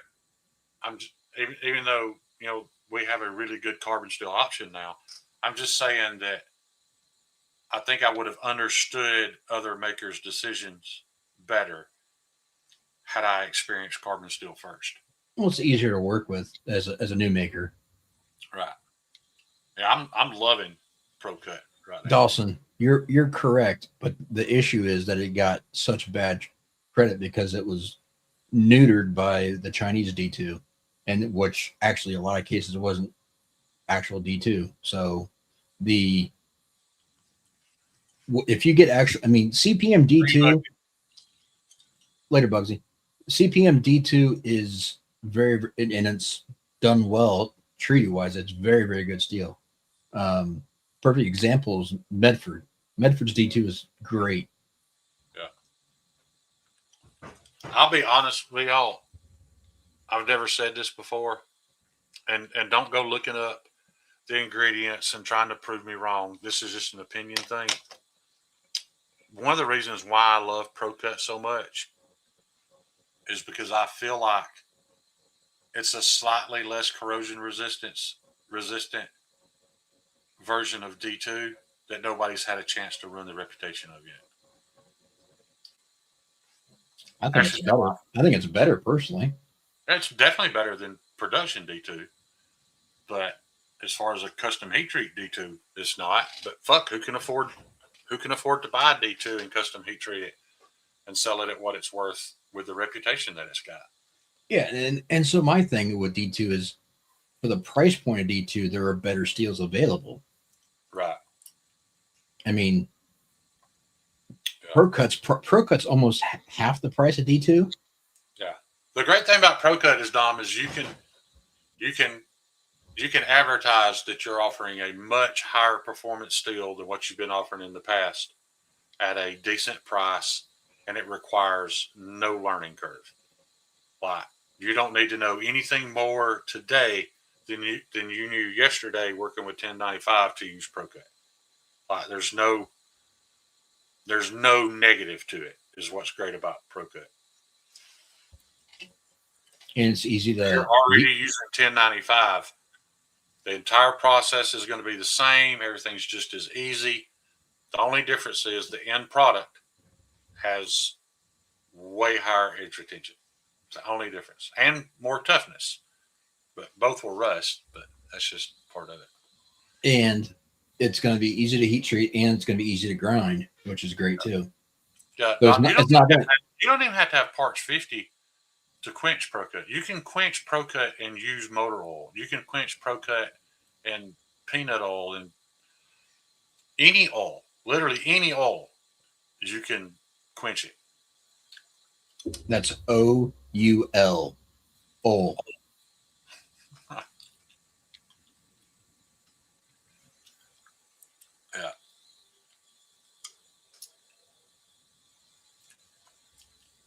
Yeah. Dawson, I know you know. You're right. With 1084, there's no soak time. Yeah, I take that back. So yeah, you're right. I misspoke. To do Pro Cut right, you do need an oven that you can hold it at 1550 for 15 minutes. So I apologize. There is a little more requirement to Pro Cut. You're right. But I mean, it's close for what? Yeah. But you can heat treat Pro Cut in a forge. It's not going to be as good as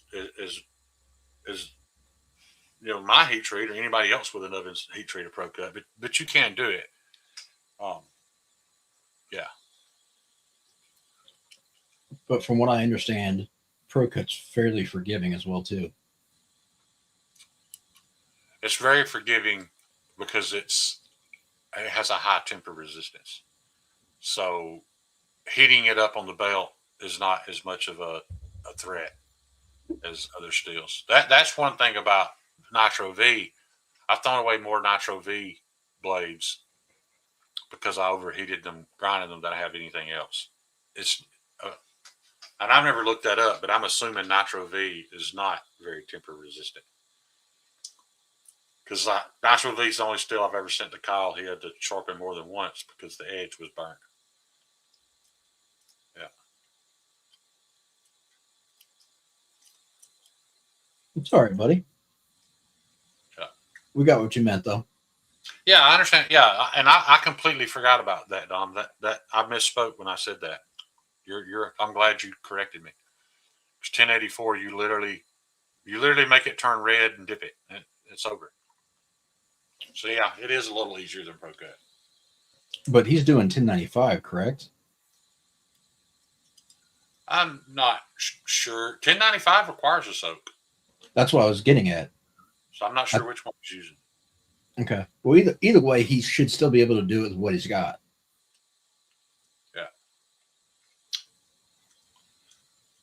Yeah, Richard, I'm kind of excited too. I got a knife, my first knife from Jason, and I love it. But I'll say that I love it because it's what Jason likes to make. It's not highly refined. It's not flat grind. I love it for the reason that some people would hate it. The ergonomics are fucking terrible. My hand does not fit in that opening. There's lots of reasons for me to hate it. but I don't. I love the knife. But I'll say this. If you order a knife from Jason, in my opinion, I would have him ship it straight to Kyle. And Jason doesn't hide the fact. Show him that pinky, Kyle. Show him what's under your pinky. Dude, that kills Get up me. close and show him what your pinky's resting on. It's horrible. But I still love that just absolutely right in the meat of your pinky. It just maybe Jason's hands. I mean, if you got a small hand, like where if there's 3 fingers, that'd be great. But if you try to put that pinky on there, it just crushes it. In his defense, he told me, he's like, man, I barely put an edge on this. I can make it a little better if you want. And I said no, because it's going to Kyle anyway. So, Jeffrey, I don't know. I've never used a forge. I'm not sure about that. I know I bought my oven. My only concern was that it didn't limit me from being able to heat treat any of the super steels. Now, I think, could be wrong, but I don't think I can heat treat Rex 121 or Maximat, because my oven only goes to 2050, I think. So forge may be able to get higher. I don't know. But the only downside to a forge, you can't control it. You can't. Yeah, like when my Pro Cut hits 1550, it stays at exactly, well, it's 2 or 3 degrees. It's dancing back and forth, but I can hold it exactly 1550. Whereas with a forge, you may be able to get it to 3000 degrees. But as far as a 15-minute soak, I don't even know how you would attempt to regulate that temperature. I'm not doing the top swedge in this, am I? Huh? I'm not sharpening the top swedge on this, am I? How hard would it be? Well, I mean, it's definitely cut in, but it's still very thick. There's Yeah, don't worry about it then. Oh, here. I mean, if you wanted to, I would say just do it at the angle it's at. You see it? Yeah. Yeah, but it's not even like. Okay, yeah, don't worry about it then. Okay. Yeah, I mean, you know as well as I do. I'm probably never going to use that knife for its intended purpose. I just like the idea of it. Yeah, I was gonna say. I mean, I could do it, but even then, in that grip, it really wouldn't be beneficial to have that. No. I just was making sure before I got cranking on it. Yeah. But I'm gonna send this back with the flat iron with the stuff you send me next, so I'm not worried about doing all it. That way, you save on shipping. Right. Yeah, and as nasty as that knife is, it's still not near as nasty as this. No. You know, I understand that this is probably completely unnecessary, but I will always respect Lynn Thompson for making man openers.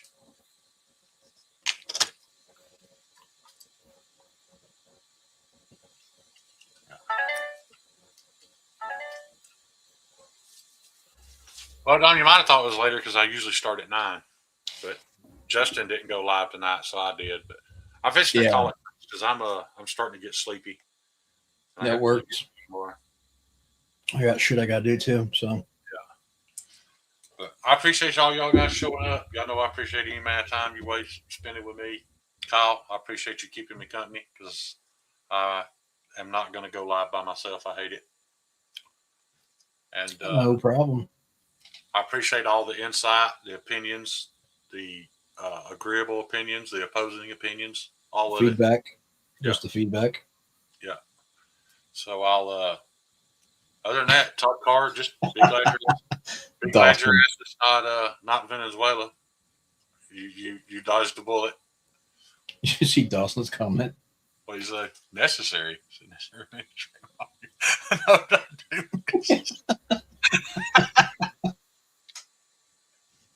I love that guy. See y'all later.